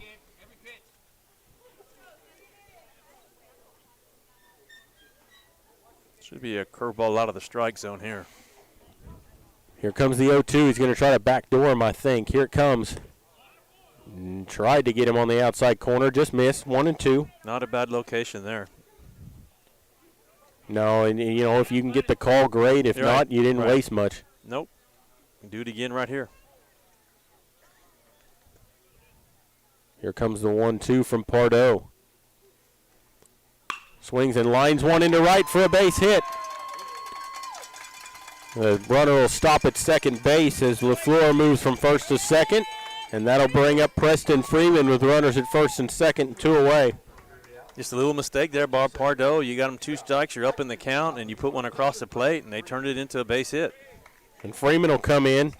He's 2 for 3 in the ball game. He's doubled, tripled, and bounced into a fielder's choice. He's also driven in a run and scored 2. Left-hand batter against Pardo. He's got runners at first and second with 2 outs. Got to force out anywhere in the infield. Should have been back in the bench with a called strike 3 instead. Now you got a walk and a single, and there's a swing and a line drive foul down the right field line. It's 0-1.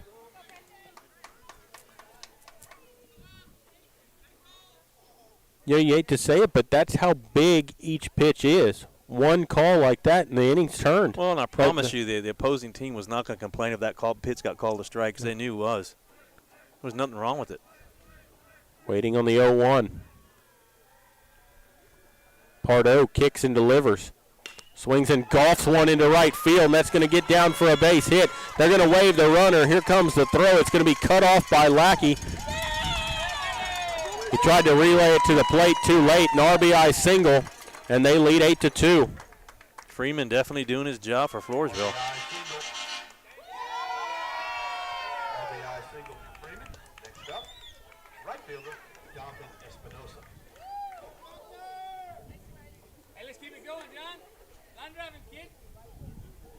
That'll bring up Jonathan Espinosa.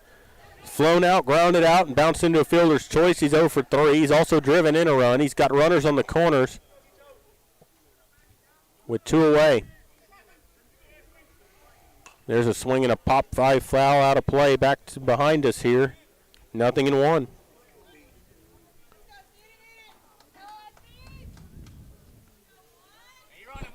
They got runners at first and third again. Let's see if they try to steal and get that runner in scoring position. They did have that last inning. They didn't steal him. See what they do this inning with 2 outs. Pardo's pitch is swung on and grounded to Lackey at first, who makes a good play and steps on the bag for the out, but the runner was going. They tried to hit and run. He just unfortunately was too late on it and hit it right at Lackey. And that'll end the inning, but they do get a run on 2 hits, a walk, and they leave 2 on base. And so we'll go to the bottom of the 5th, 8-2, Floresville leading. You're listening to Panther Baseball, and we'll continue in just a moment.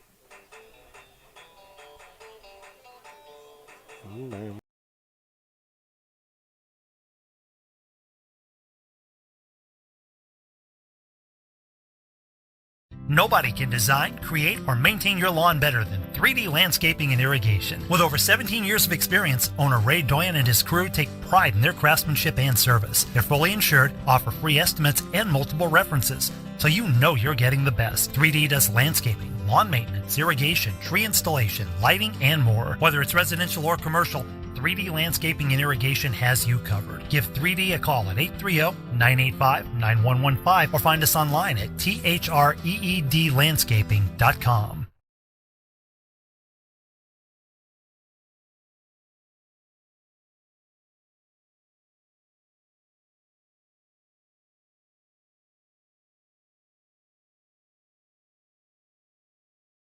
Qualifications, rules, and limitations apply. Rates, rewards, and restrictions may vary by account. Contact institution for details. Tickets, popcorn, and sodas. That'll be $35. Cash or debit? Debit! I mean, I'd like to use my debit card, please. Can I do it? Okay. All right! Swiping now! What if paying with your debit card was always this exciting? Kasasa Cashback is a free checking account that pays you for everyday debit card purchases every month you qualify. Plus, with ATM withdrawal fee refunds nationwide, that's a lot of extra cash to spend on whatever you like. Ask for free Kasasa checking at Community National Bank. Member FDIC. Yeah. Welcome back here to Gerald Kemp Field as a new pitcher's come in for Floresville. It's going to be Brooks Farrell.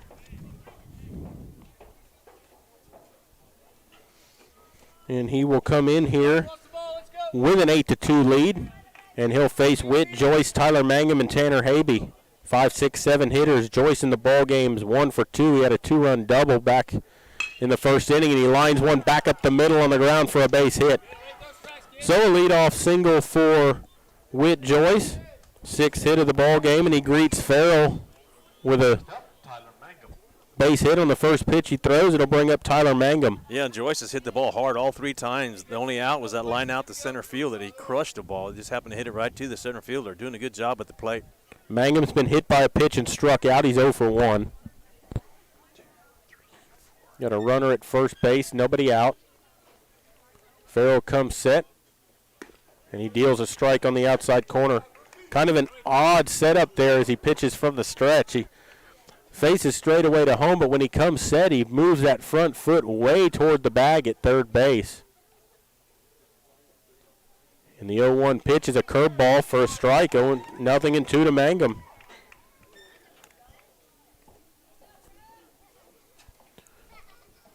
Joyce with a small lead over there at first base. He's got some speed, though. We've seen him fly around the bases this year, and there's the pitch. That misses low. 1-2. I'd have come unglued if he'd have rung him up on that pitch.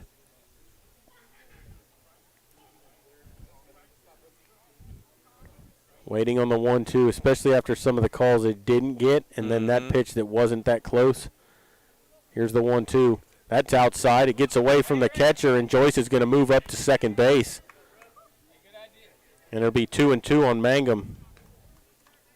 All right, the Panthers get the runner over to second, the scoring position. Obviously, they can bring him in, get at least some kind of rally going here. Yeah, they need to. Outs are running out. Mangum with a 2-2 count. Here's the pitch. Swing and a miss. Struck him out on a high fastball. 7th strikeout at Panther in the ball game. And there's one away, and it'll bring up Tanner Habe. Habe in the ball game, struck out, popped out to third. He's 0 for 2. He'll have a runner at second base with one away.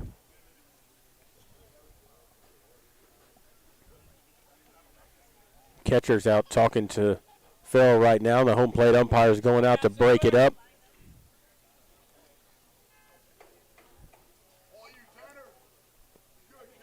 So Habe will dig in. Pardo waiting on deck for the Panthers. Trailing by 6 runs in the ball game. You got a runner at second. You got to take advantage while you have the opportunities. Even if you get one here, a couple in the next inning, you don't want to leave all 6 to the 7th. That pitch misses outside to Habe, and it's 1-0. That pitcher needs to be careful. That was borderline balk not being set.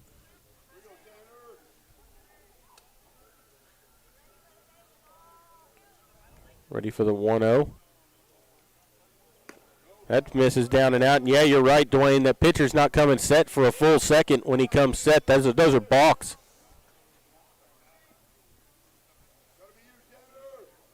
He's not finishing. He said he's still moving. There he comes set. And yeah, there's a balk again. That needs to be called. 3-0. And they did call it. finally. There you go. Thank you. I'd like to say that I influenced that a little bit. We'll take it. Because I'd like everyone at home to know that we're right behind home plate here, and I make sure they can hear me. Well, we're doing our part. Yeah, exactly. We're doing our part. So they do balk him over to third.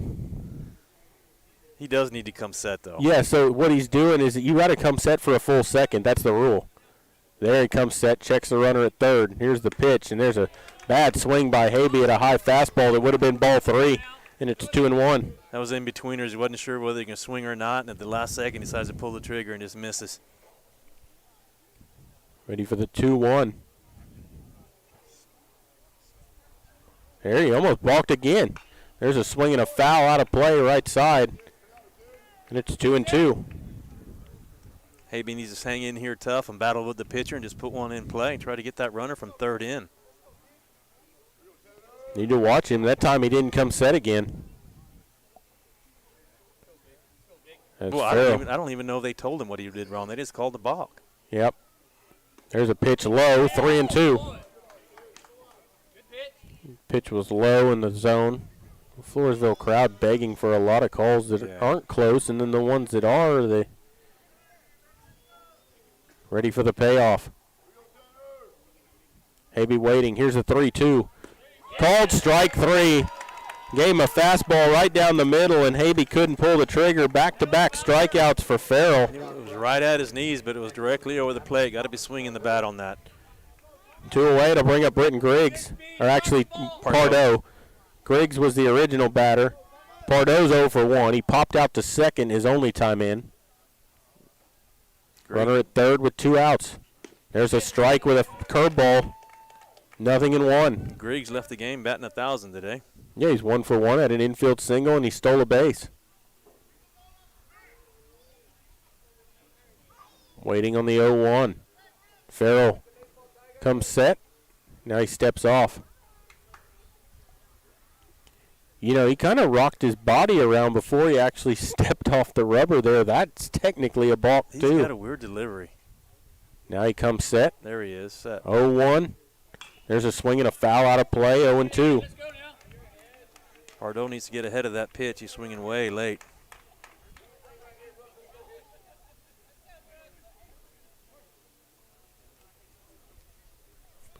Got an 0-2 count now on Pardo, and there's a swing and a bouncer up the middle. Hurry. Second baseman's going to grab it, steps up, throws to first in time for the out, and the side has been retired. So the Panthers get no runs on 1 hit, and they leave a runner at third. So we'll go to the spot. We'll go to the 6th inning, 8-2. Floresville lead. You're listening to Panther Baseball, and we'll continue in just a moment.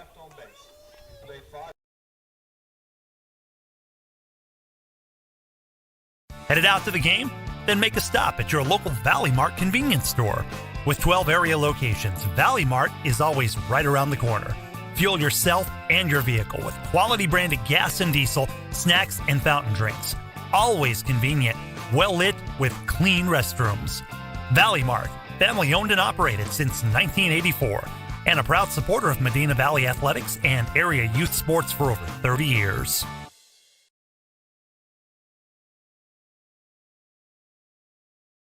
Bush's Chicken, one of the oldest locations in Castroville, is proud to serve the Medina Valley area. Bush's Chicken has one goal: be the best. Bush's Chicken knows its success comes from loyal customers in the communities they serve. Stop by Bush's Chicken on Tuesday and get the Tender Tuesday deal, or try their buffalo fries and ask about their Panther special. It's always a hit. Bush's Chicken, 935 Highway 90 East in Castroville. Call them at 830-538-2800.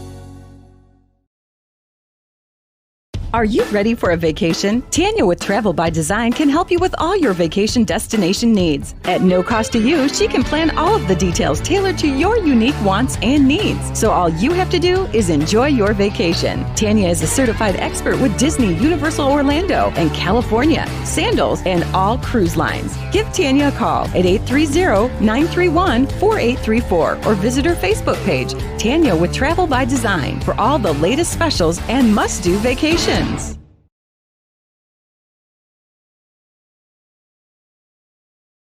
Peerless Equipment, your South Texas irrigation experts. Peerless Equipment specializes in sales and service of irrigation equipment to the agricultural and wildlife industries. This includes hose reels, big guns, pivot systems, underground pipelines, turbine well pumps, booster pumps, motors, valves, and an inventory of much more. Stop by one of their locations in Hondo and Pearsall, or give them a call at 210-434-7867. Peerless Equipment, bringing water to you.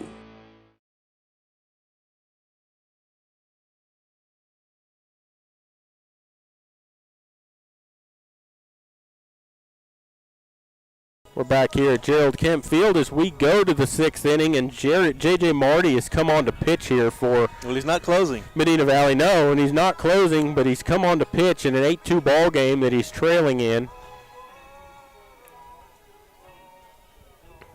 I don't quite understand this one, especially when you got scouts sitting in the stands for first round playoffs. But he's going to come in, maybe try to tune him up a little bit so he keeps throwing. But well, he did have an injury earlier in the season, and yep. he's steadily working him back in. Maybe just trying to get him some pitches in, a couple innings. He pitched 5 strong last Friday with 10 strikeouts and no hits. Right. This will be Jacob Trevino, Brandon Cardenas, and Britt Cook, 3, 4, 5 hitters. So you got the heart of the lineup coming up here. Trevino's 2 for 2, and he fouls that one straight back into the screen, 0-1. He singled twice and walked, driven in a run.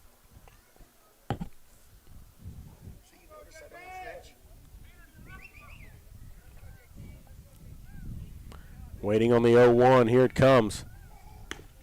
Outside, 1-1.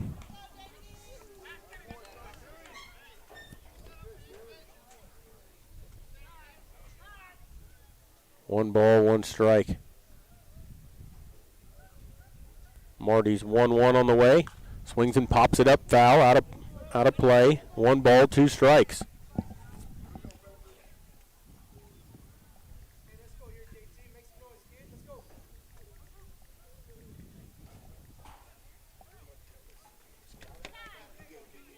One and 2. Yeah.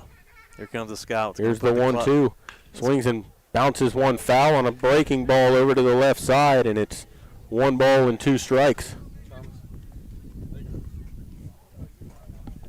Scouts see Marty on the mound, so they're coming over here, the radar gun next to us. They're going to put the clock to him. Waiting on the 1-2 is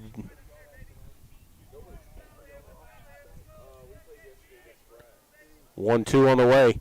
Curveball popped up. Shallow center. Second baseman Tondre goes out in the outfield grass and makes the catch, and there's 1 away. Good play by Tondre, backing out of the position there, going in the shallow center field, making that play on the run. That'll bring up Brandon Cardenas, who's lined out, walked, and had an RBI single. He's 1 for 2 officially in the ball game.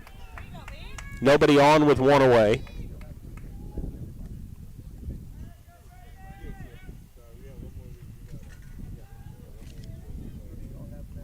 Pitch on the way is a good strike called with a breaking ball, and it's 0-1. Good curveball by Marty.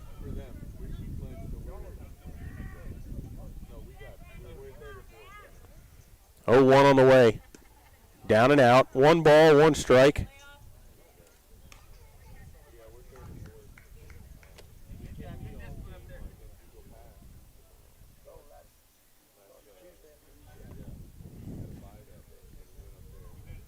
One pitch, down and out, 2 balls and a strike. Marty's few misses have been down and away each time. Traditionally, Marty takes a few pitches to get warmed up. That's why he's good as a starter, because he gets stronger as he goes along.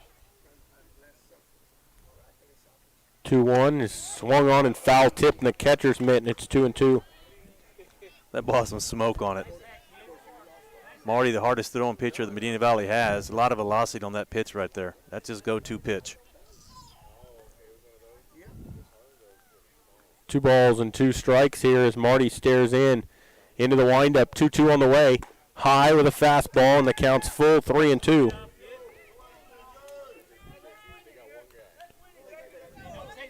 Waiting on the payoff.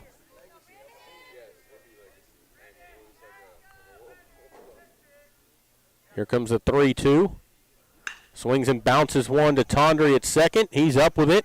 Throws on to first for the out, and there's 2 away. 4-3 on the put out. 4, out number 2.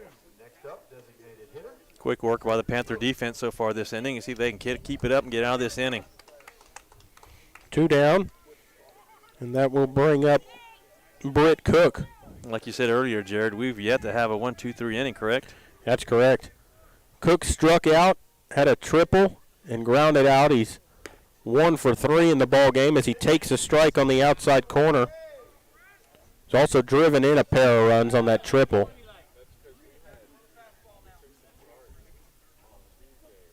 Here comes the 0-1 from Marty.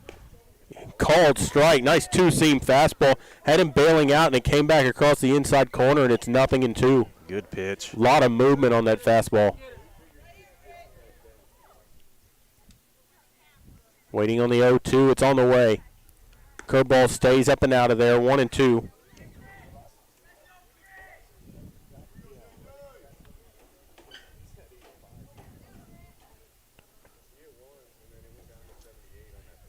Here's the 1-2. Swings and fouls it back to the screen. Just stayed alive and caught a piece of that. And it's 1-2. Marty doing a good job throwing a lot of strikes here.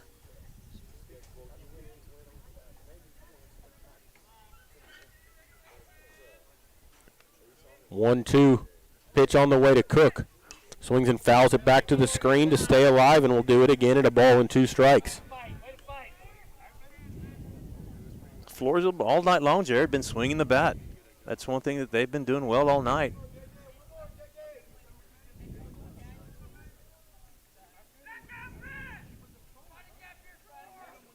Waiting on another 1-2. And Cook steps out on Marty.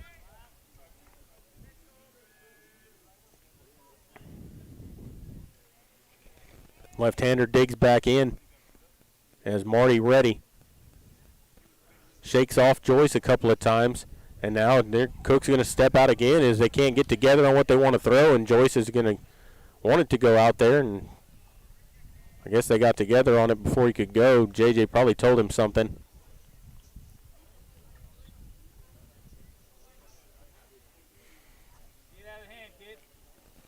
Ready for the 1-2. Here it comes. And it hit him. Hit him. Curveball that came down and in. So much for a 1-2-3 inning. First hit batter by Marty in the ball game, and it'll bring up Derek Ferreira. He's been hit by a pitch, walked, and popped out to third. He's 0 for 1 in the ball game. He's got a runner at first with 2 away.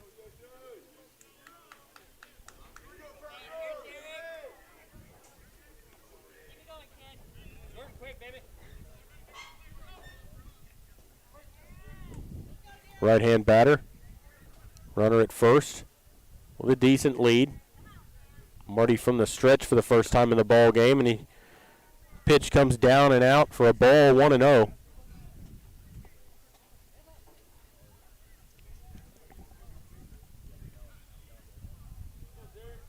Marty comes set. Swing and a miss at a fastball. He was late, and it's 1-1 now on Ferreira.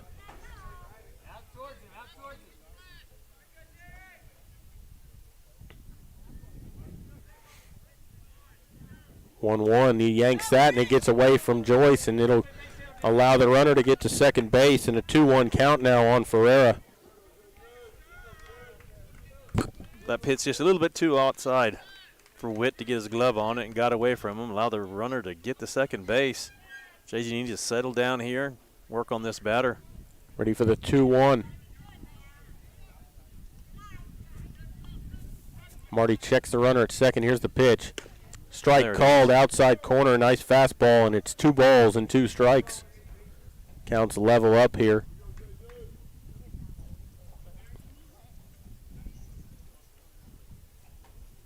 Here comes the 2-2. Swings and pops it up sky high in foul territory.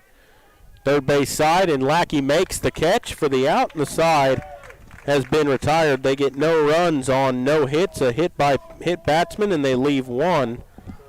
on base. And so we will go to the bottom of the sixth, an 8-2 lead for Floresville. You're listening to Panther Baseball, and we'll continue in just a moment.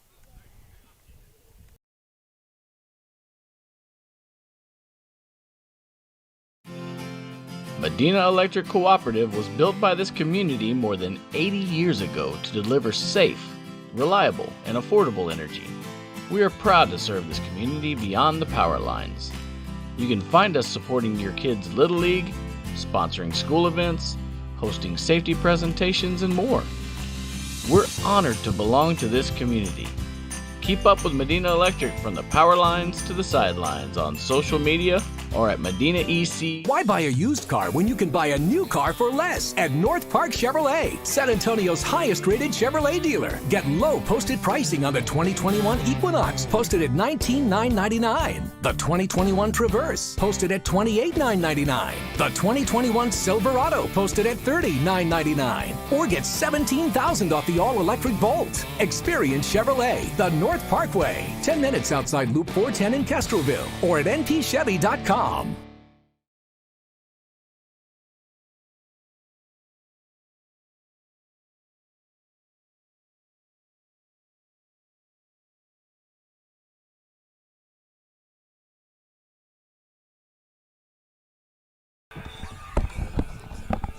Back here at Gerald Kemp Field as we go to the bottom of the sixth inning. Floresville leading at 8-2 as Brooks Farrell stays on to pitch here for the Tigers. It'll be Ethan Garza. Aaron Tondry is actually going to bat in his place. And then up top with Peterson. As that pitch misses down and out, 1-0 with a curveball. Coach Herb giving the sophomore an opportunity to come to the plate, see if he can turn things around here and start it off with a base hit. There's a swing and a foul up the right side. 1-1. The fastball in on his hands. He was late on it.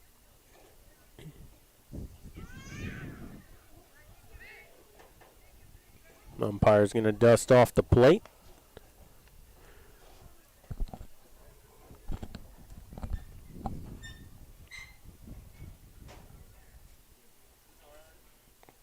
We wait for the 1-1.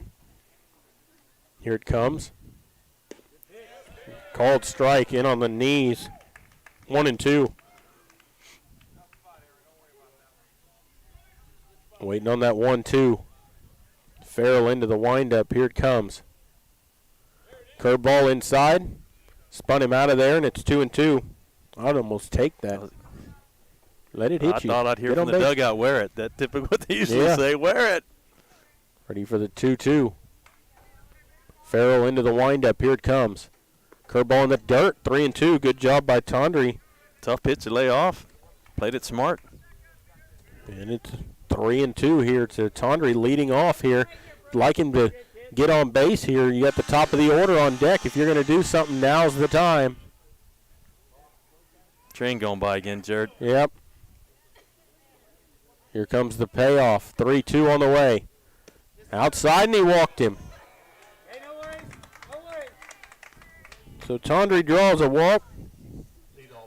And there's a runner aboard for Peterson, who's 1 for 1. Peterson singled his only time in. He's got a runner at first with nobody out. Panthers have yet to score runs since the first inning. Jake Herb is now on deck for the Panthers. Throw over, just back in safe was Tondry.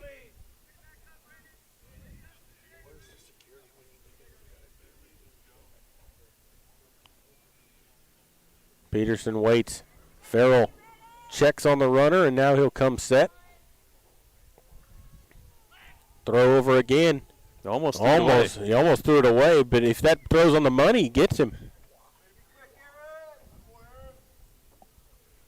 Tondry needs to there. He shortened up his lead a little bit there, but you got to be ready for that move. Checks the runner, and now he's set. Pitch on the way as a curveball spins it in there for a strike to Peterson. 0-1. Floresville's out, hit you 9-6, outscored Medina Valley 8-2.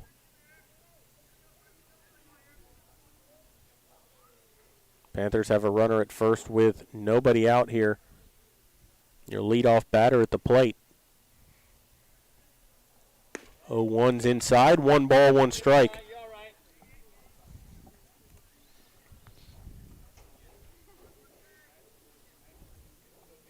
Farrell came in relief in the last inning, gave up a leadoff single, and then proceeded to get the next 3 out. Walked Tondre here to start this inning. Here's the 1-1 to Peterson. That's down and out, and it's 2 balls and a strike.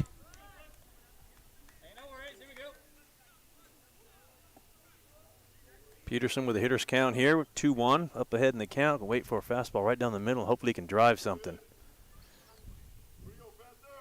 Hit something you like here. 2-1 here. Peterson waits. Pitch on the way. Outside corner called strike with a fastball, and it's 2-2 now on Peterson.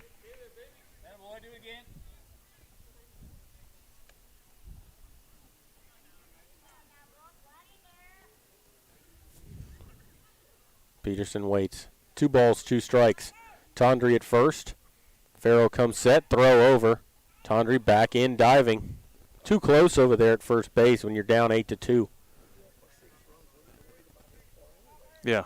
I don't understand why they're throwing over there so much with a 6-run lead. They're going to end up throwing it away, and Tondre's going to be sitting on second base. Or third. 2-2. Up and in. 3 balls, 2 strikes. So he's run the count full to the first 2 batters he's faced in the inning.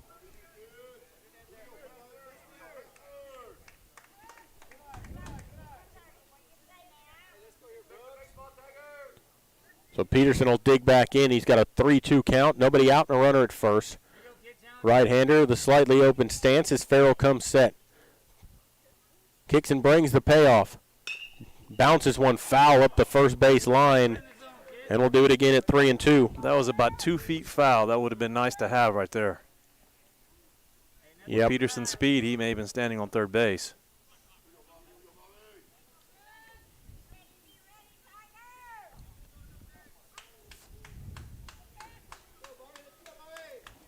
Waiting on the 3-2.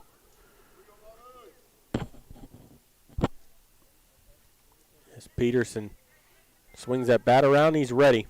And now time asks for, and he steps out. That's what they should have been doing against Freeman earlier in the ball game, was stepping out against him, breaking up that rhythm. Yeah, he was working quick too. 3-2 on the way. Swings and hits one high in the air to center. Center fielder coming in and to his left, makes the catch for the out, and there's one away.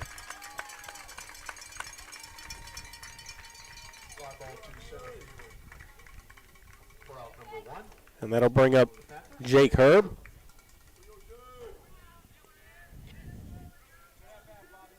Herb will stand in. Normally the number 8 hitter for the Panthers, but he's gotten a lot of hits in the 8-hole for Medina Valley this year. He's got a runner at first with 1 out. First plate appearance of the ball game. And Farrell's pitch on the way is a strike called on the outside corner with a fastball, and it's 0-1. Panthers have left 9 runners on base in this ball game, and they trail 8-2. Throw over on Tondre. I thought they were going to get him. Those are too close over there. You can't take that chance. Ready for the 0-1. Here it comes. Swing and a miss and a pitch up and in. Pulled his head out and everything, and it's 0-2.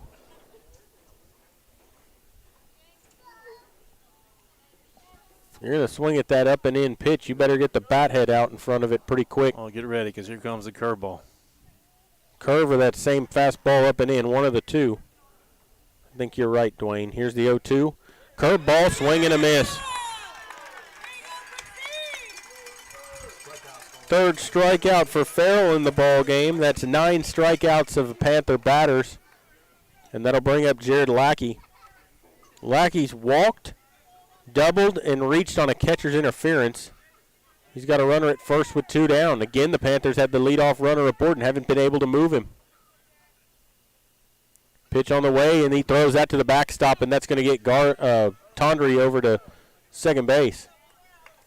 Well, I thought they were going to get him over second base by a throwaway at first base, but I guess they ended up with a wild pitch instead. They threw over to first base probably 5 times with him there. Yeah. And they almost picked him off. They came pretty close a couple of times. Ready for the 1-0 to Lackey. Takes a strike down the middle, and it's 1-1.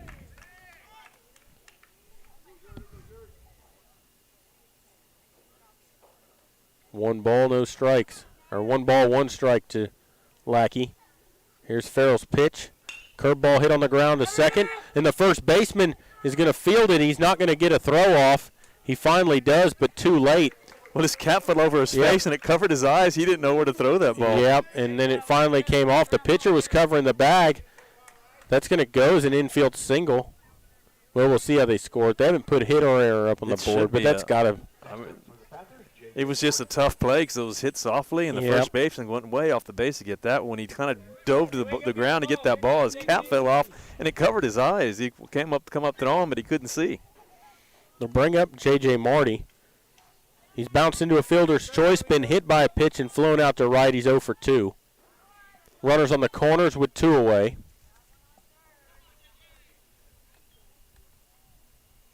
There's a strike down the middle with a fastball, 0-1.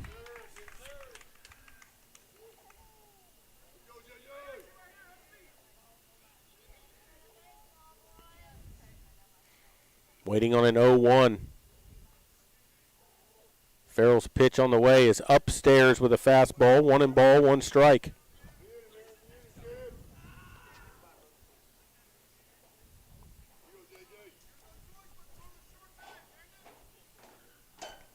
Marty ready. Farrell set at the letters, checks on the runners. He steps off. That's a balk. So he's going to balk the runner home, and he's going to move Marty over to second.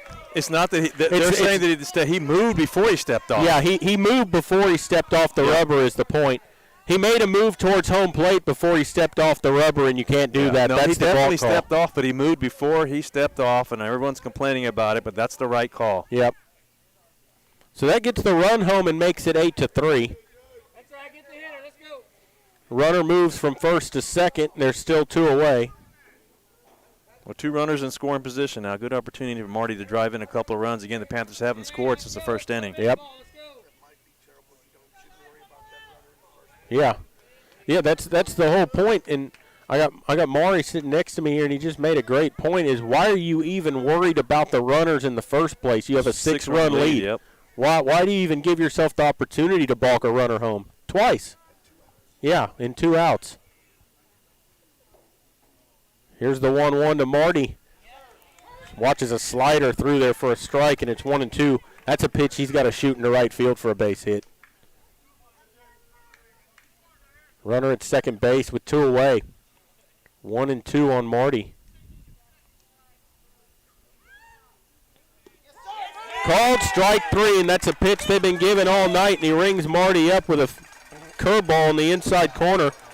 10 strikeouts of Panthers in the ballgame. Medina Valley gets 1 run on 1 hit, a walk, and they leave 1 on base. And so we'll go to the 7th, 8-3 your score. You're listening to Panther Baseball, and we'll continue in just a moment.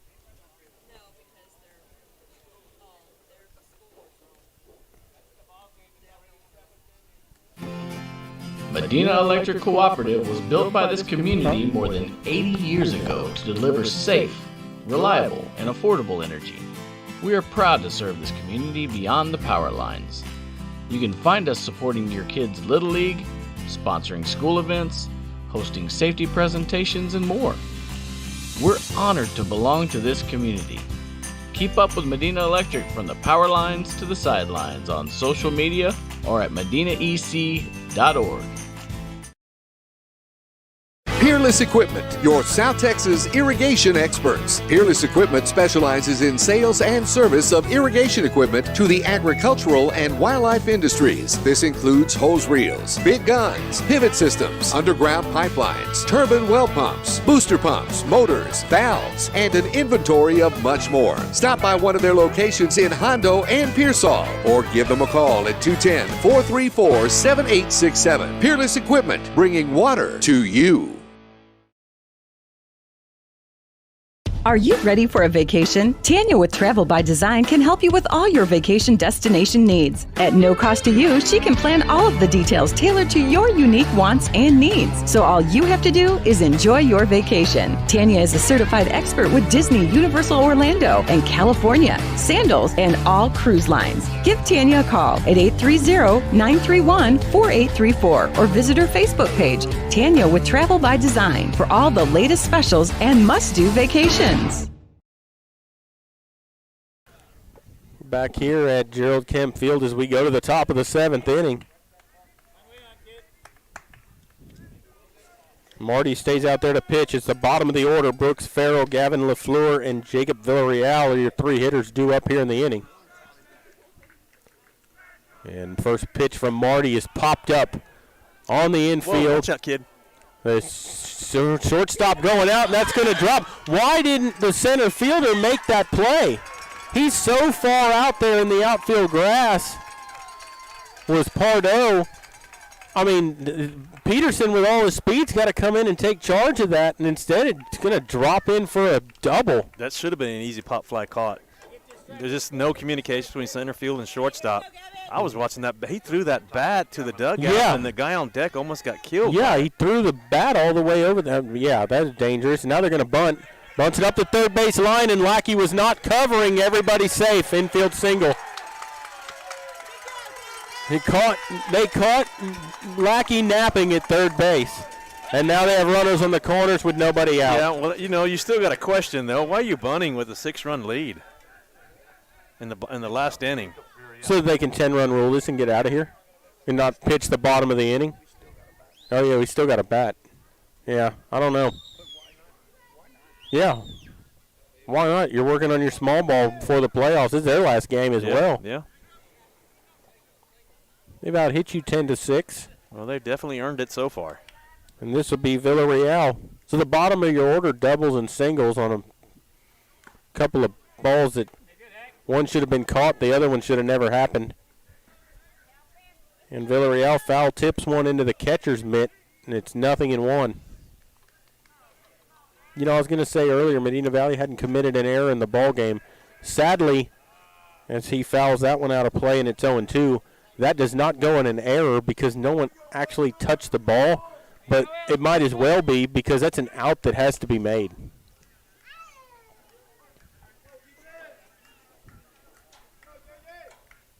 Here's the 0-2, runner goes. And Joyce doesn't throw down.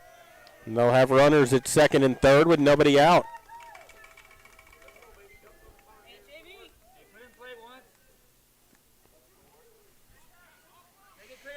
Villarreal in the ball game's 2 for 2 with a walk. Curveball stays high.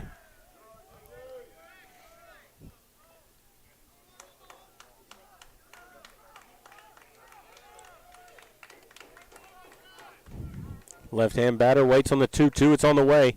Upstairs, and the count's gone full. So Marty in danger of walking the bases loaded here. Yeah, to their leadoff batter, Preston Freeman, waiting on deck, who is a home run away from the cycle. Payoff on the way, and he lines one into left center, and that's going to get down. Mangum up with it. 1 run will score, an RBI single. And they get that run back and make it 9-3. 3 hits in a row.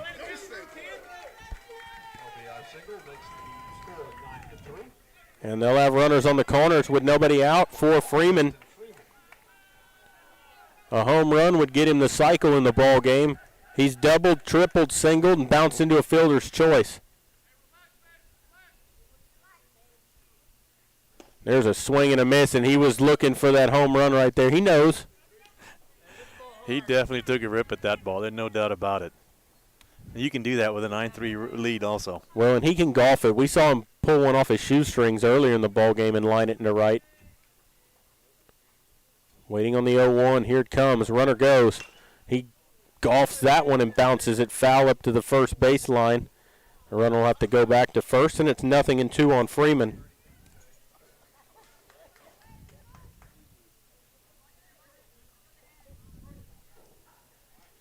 Freeman waits. Marty from the stretch. Comes set, checks the runners. Runner goes again. There's a swing and a shot to short. Pardo can't field it. Everybody's safe. A run scores. That'll go as an E6. Yep. And that makes it 10-3.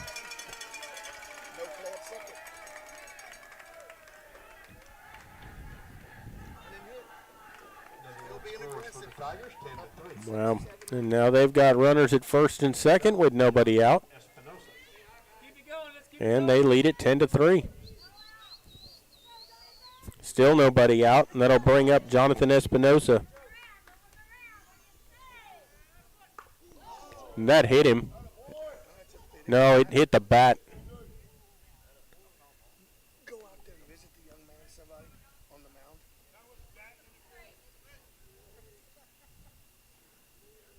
So that's going to go as a foul ball, and it's 0-1. Didn't sound good, that's for sure. No.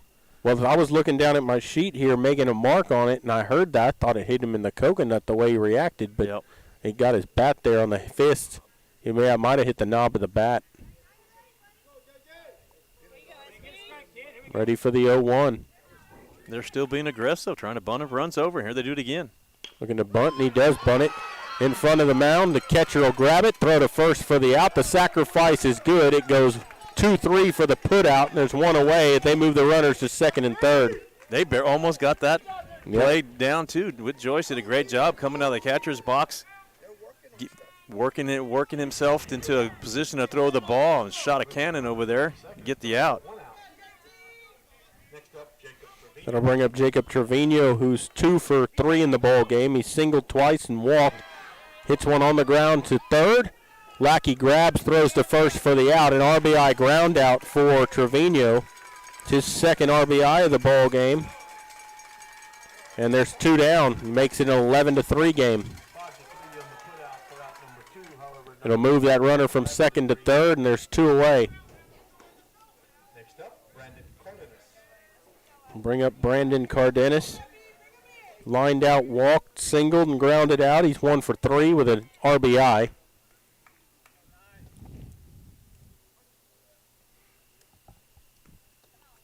Marty will work from the windup with a runner at third, and that's a curveball that backs up on him there, and it's 1-0.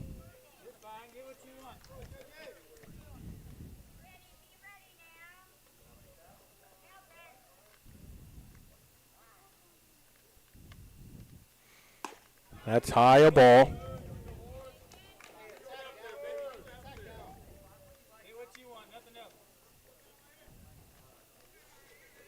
Two balls, no strikes here on Cardenas as Marty trying to get through this inning. There's a swing and a miss on a fastball. It's 2-1.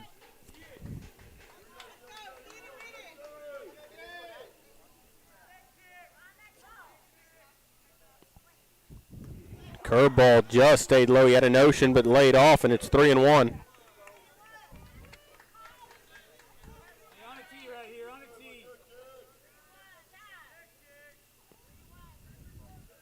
This inning started with a double that should have been an out. There's a fastball in there for a strike with a 2-seamer, and the count's full, 3-2. Runner at third, 2 away.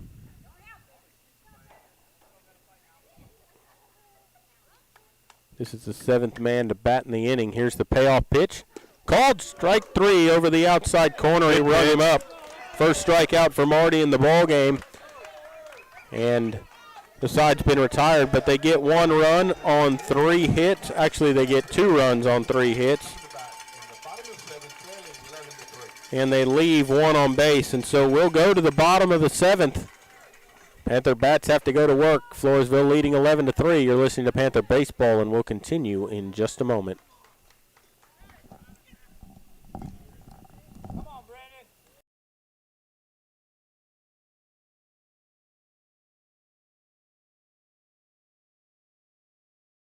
Why buy a used car when you can buy a new car for less at North Park Chevrolet, San Antonio's highest-rated Chevrolet dealer? Get low posted pricing on the 2021 Equinox, posted at $19,999. The 2021 Traverse, posted at $28,999. The 2021 Silverado, posted at $30,999. Or get $17,000 off the all-electric Bolt. Experience Chevrolet, the North Parkway, 10 minutes outside Loop 410 in Castroville, or at npchevy.com.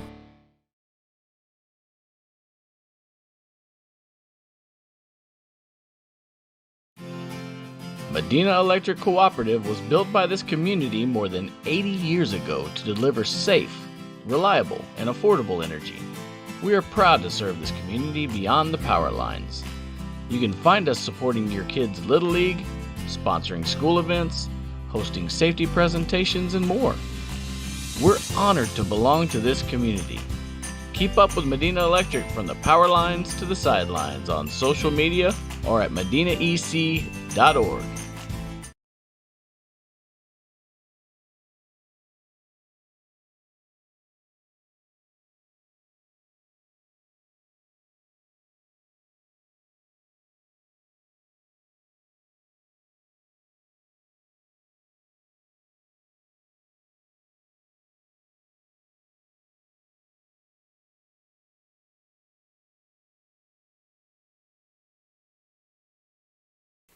Joyce with an 0-1 count.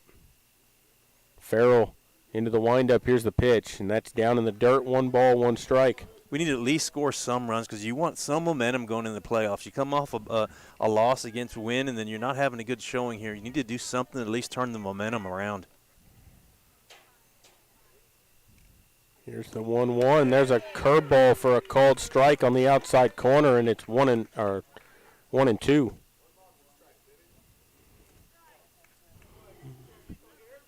Ready for the 1-2. Pitch on the way is swung on and lined into center for a base hit. It's a little, that pitch is coming inside, and all he did right there was just pull his hands in, get the barrel of the bat to the ball, and line it in center field for a base hit, and he's 3 for 4 today. He adjusted with the pitch, got a base hit, and that was a hard hit ball too. Next up, Tyler Mangum. That'll bring up Mangum, who's 0 for 2 with a hit by pitch. He struck out twice.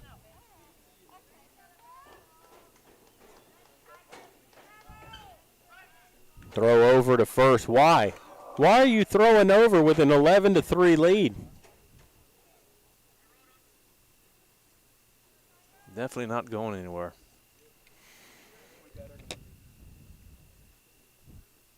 Pitch on the way to Mangum. Takes it high, 1-0. Mangum batting, Habe on deck, then Pardo. Joyce with a lead over at first, not a big one. Here's the 1-0, upstairs, 2-0.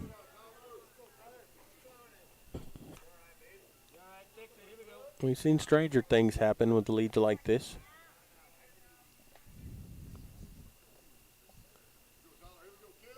Ready for the 2-0. Pitch on the way is in there for a strike at the knees, and it's 2-1.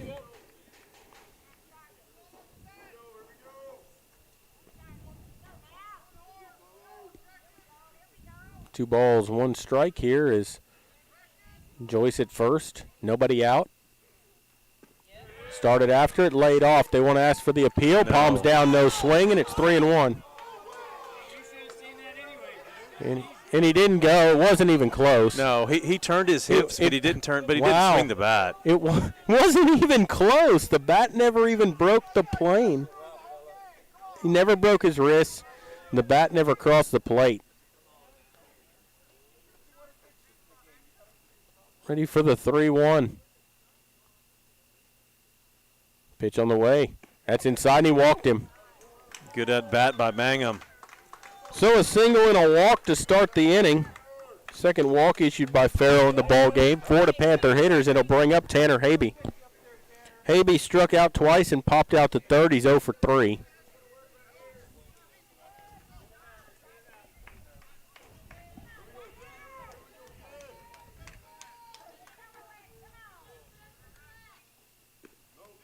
As that pitch misses low, and it's 1-0.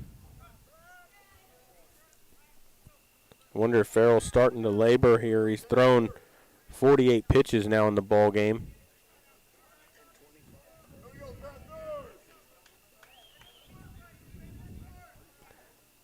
Here comes the 1-1 to, or the 1-0 to Habe. It's on the way.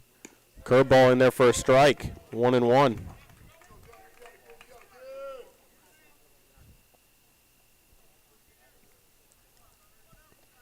Two on, nobody out as Farrell comes set, checks the runner at second. 1-1 on the way, inside, almost hit him. And it's 2-1.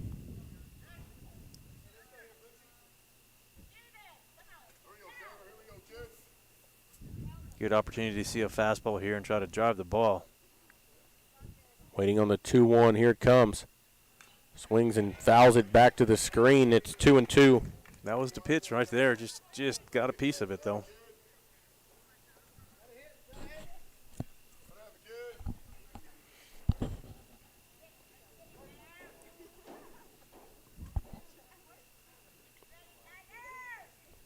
So 2-2. Pitch on the way. Down low, and the count's gone full, 3-2. Good take by Habe there.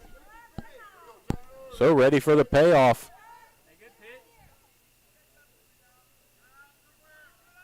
Farrell set. 3-2 on the way.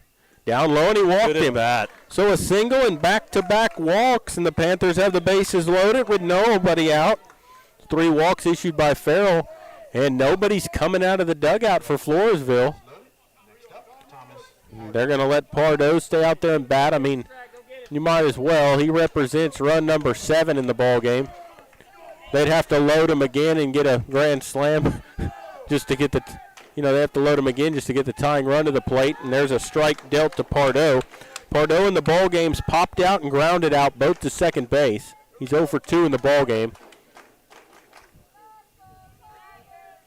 There's a just missed low, and it's 1-1. Panthers with a little life here. They just get a hit here. They can get a couple runs across. These Floresville get fans momentum going. They're beggars for calls. Bad. Ready for the 1-1. Swing and a miss at a pitch in the dirt. Chased one out of the zone. It's 1-2. Well, this is a big win for them. Medina Valley was sitting there for the longest time in first place, and you don't beat Medina Valley that often, and they got an opportunity to do it, and quite commanding. Ready for the 1-2. Here it comes. Inside, almost hit him. Might want to wear that one, and it's 2-2. Scores a run if you do. Yeah, keeps your inning going, nobody out. Gets another run to the plate. Ready for the 2-2. Farrell working from the windup with the bases loaded. Here's the 2-2 pitch. Swing and a miss at a curveball, and that all he's got to do is step on the plate there. And there's occupied. Yeah. But nonetheless, he struck out, and there's one away. That's the 5th strikeout by Farrell in the ball game. And Ethan Garza will re-enter the ball game here to bat, as he was the original batter in this spot. So Garza struck out and singled. He's 1 for 2 in the ball game. Aaron Tondry batted the last time up and walked. And Garza flails at one and misses, 0-1. Swinging out a curveball on the outside plate. Well, he took a wild swing, pulled a hand off the bat.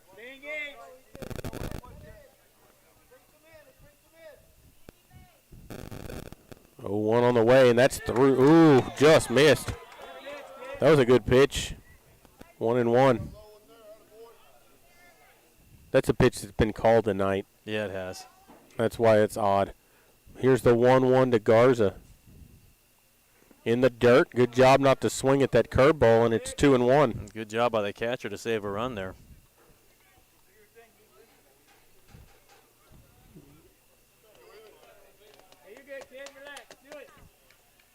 Garza waits on the 2-1. Farrell into the windup. Here's the pitch. In the dirt. 3 balls, 1 strike. Bases loaded, 1 away. 3 balls and a strike here for Garza. Farrell into the windup. Here's the pitch. Swings and bounces one high to first base. He'll grab, throws to second for the out, back to first for the out, a double play.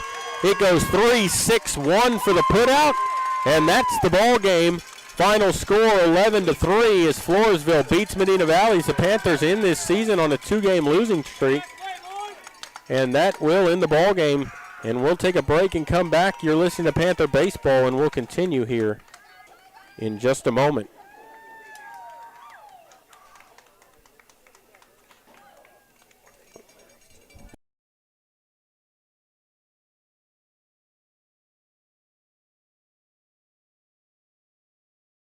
Peerless Equipment, your South Texas irrigation experts. Peerless Equipment specializes in sales and service of irrigation equipment to the agricultural and wildlife industries. This includes hose reels, big guns, pivot systems, underground pipelines, turbine well pumps, booster pumps, motors, valves, and an inventory of much more. Stop by one of their locations in Hondo and Pearsall, or give them a call at 210-434-7867. Peerless Equipment, bringing water to you.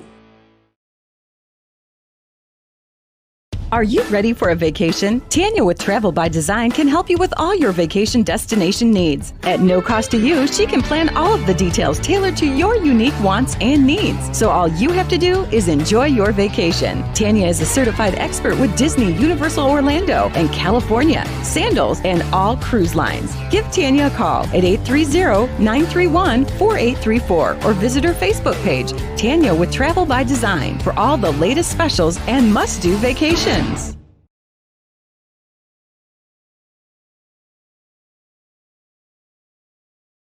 Why buy a used car when you can buy a new car for less at North Park Chevrolet, San Antonio's highest-rated Chevrolet dealer? Get low posted pricing on the 2021 Equinox, posted at $19,999. The 2021 Traverse, posted at $28,999. The 2021 Silverado, posted at $30,999. Or get $17,000 off the all-electric Bolt. Experience Chevrolet, the North Parkway, 10 minutes outside Loop 410 in Castroville, or at npchevy.com.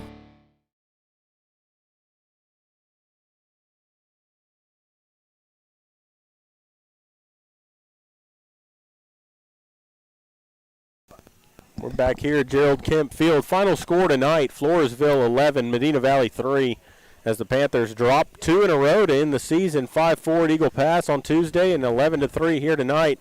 Final totals look like this for Floresville: 11 runs on 12 hits. They commit 2 errors. They leave 8 on base. The win goes to Preston Freeman. For Medina Valley, 3 runs on 8 hits, 1 error committed. Big stat of the night, leaving 13 on base, 9 of them in scoring position. Loss goes to Tanner Habe. And we've talked about the Panthers leaving people on base. Well, not getting timely hitting. They left the bases loaded twice in this ball game. You can't do things like that and win ball games. Well, it was a hard game to enjoy, hard game to watch. I know you wanted to play your seniors, and that was a plus for today. It's a positive note. Seniors got to start the game, got to get some innings in. Yes, the game didn't mean a whole lot today because you're pretty much solidified second place, and Floresville solidified third place. But you want some momentum going in the playoffs, and it just didn't happen today. Like you said, you lose 2 in a row, leave a lot of men on base, made some mistakes. It's going to take a lot to get into that mental mood to get in when you start the playoffs. You're going to have a week off. You have to sit and dwell on these 2 losses in this next week, and hopefully you don't doubt yourself going into the playoffs. One of the big keys is that if they play like a warm-up game this week, they need to play well in it and win that game, because that gives you some confidence going into the week. That's going to be a big key, is that warm-up game next week. And if it's they play easy one. to do. You just play well and you get some confidence going in. That's what they need. You're going to go to District 27 5A. You're going to play the division with the district with Jefferson, Brackett Ridge, Edison, and Highlands and Kennedy. Highlands and Kennedy fighting for that 4th spot. Right now, if you were to play tomorrow, you'd be playing Edison, who has a 10-4 district record, so they're playing good ball. They're sitting in 3rd place.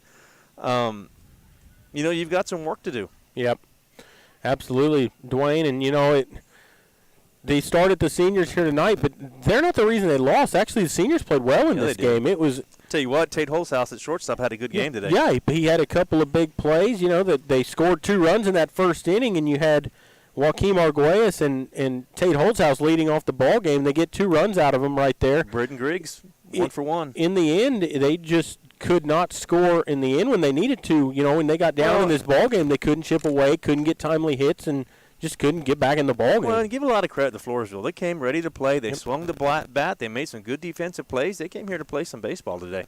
And I want to remind everyone that Panthers will not be playing a playoff game next week. They have an off week. They might be playing a warm-up game. We will not be broadcasting the warm-up game, but we will be back on the air when they're in the playoffs in 2 weeks. Well, I will say to tune in next week to the great Maury Stein and Jeff Starvers doing the girls' playoff game. Jeff ain't doing it. I'm doing it. Oh, that's right. Still, the great Maury Stein and the OK Jerry Lucky will be broadcasting live from where is it again? Give us the details again, Jared. So the first game will be at SAISD Sports Complex. I believe that's right there by Burbank High School. They're playing Highlands. That's going to be at 7 o'clock on Thursday night. Maury and I will be doing that game. And then Friday night, that game will be here at Medina Valley at 7 o'clock. Maury will be on, I believe, with David Burris. We'll be doing the game with him there. And if there is a third game necessary, that game will be played here at Medina Valley. It will be at 11 a.m. on Saturday, and I'll be doing that game with Maury as well if that should happen. All kidding aside, you guys do a great job. Jared, you do a great job. And tune in. You're going to hear some great broadcasting. And you want to see the girls try to advance to the next level. Yeah, and, they'll be starting their playoff run. What a crazy thing that was. 4 teams, 10-4 in district. The Panthers end up with the 3rd seed in that district, so they'll be playing the 2 seed Highland Owls.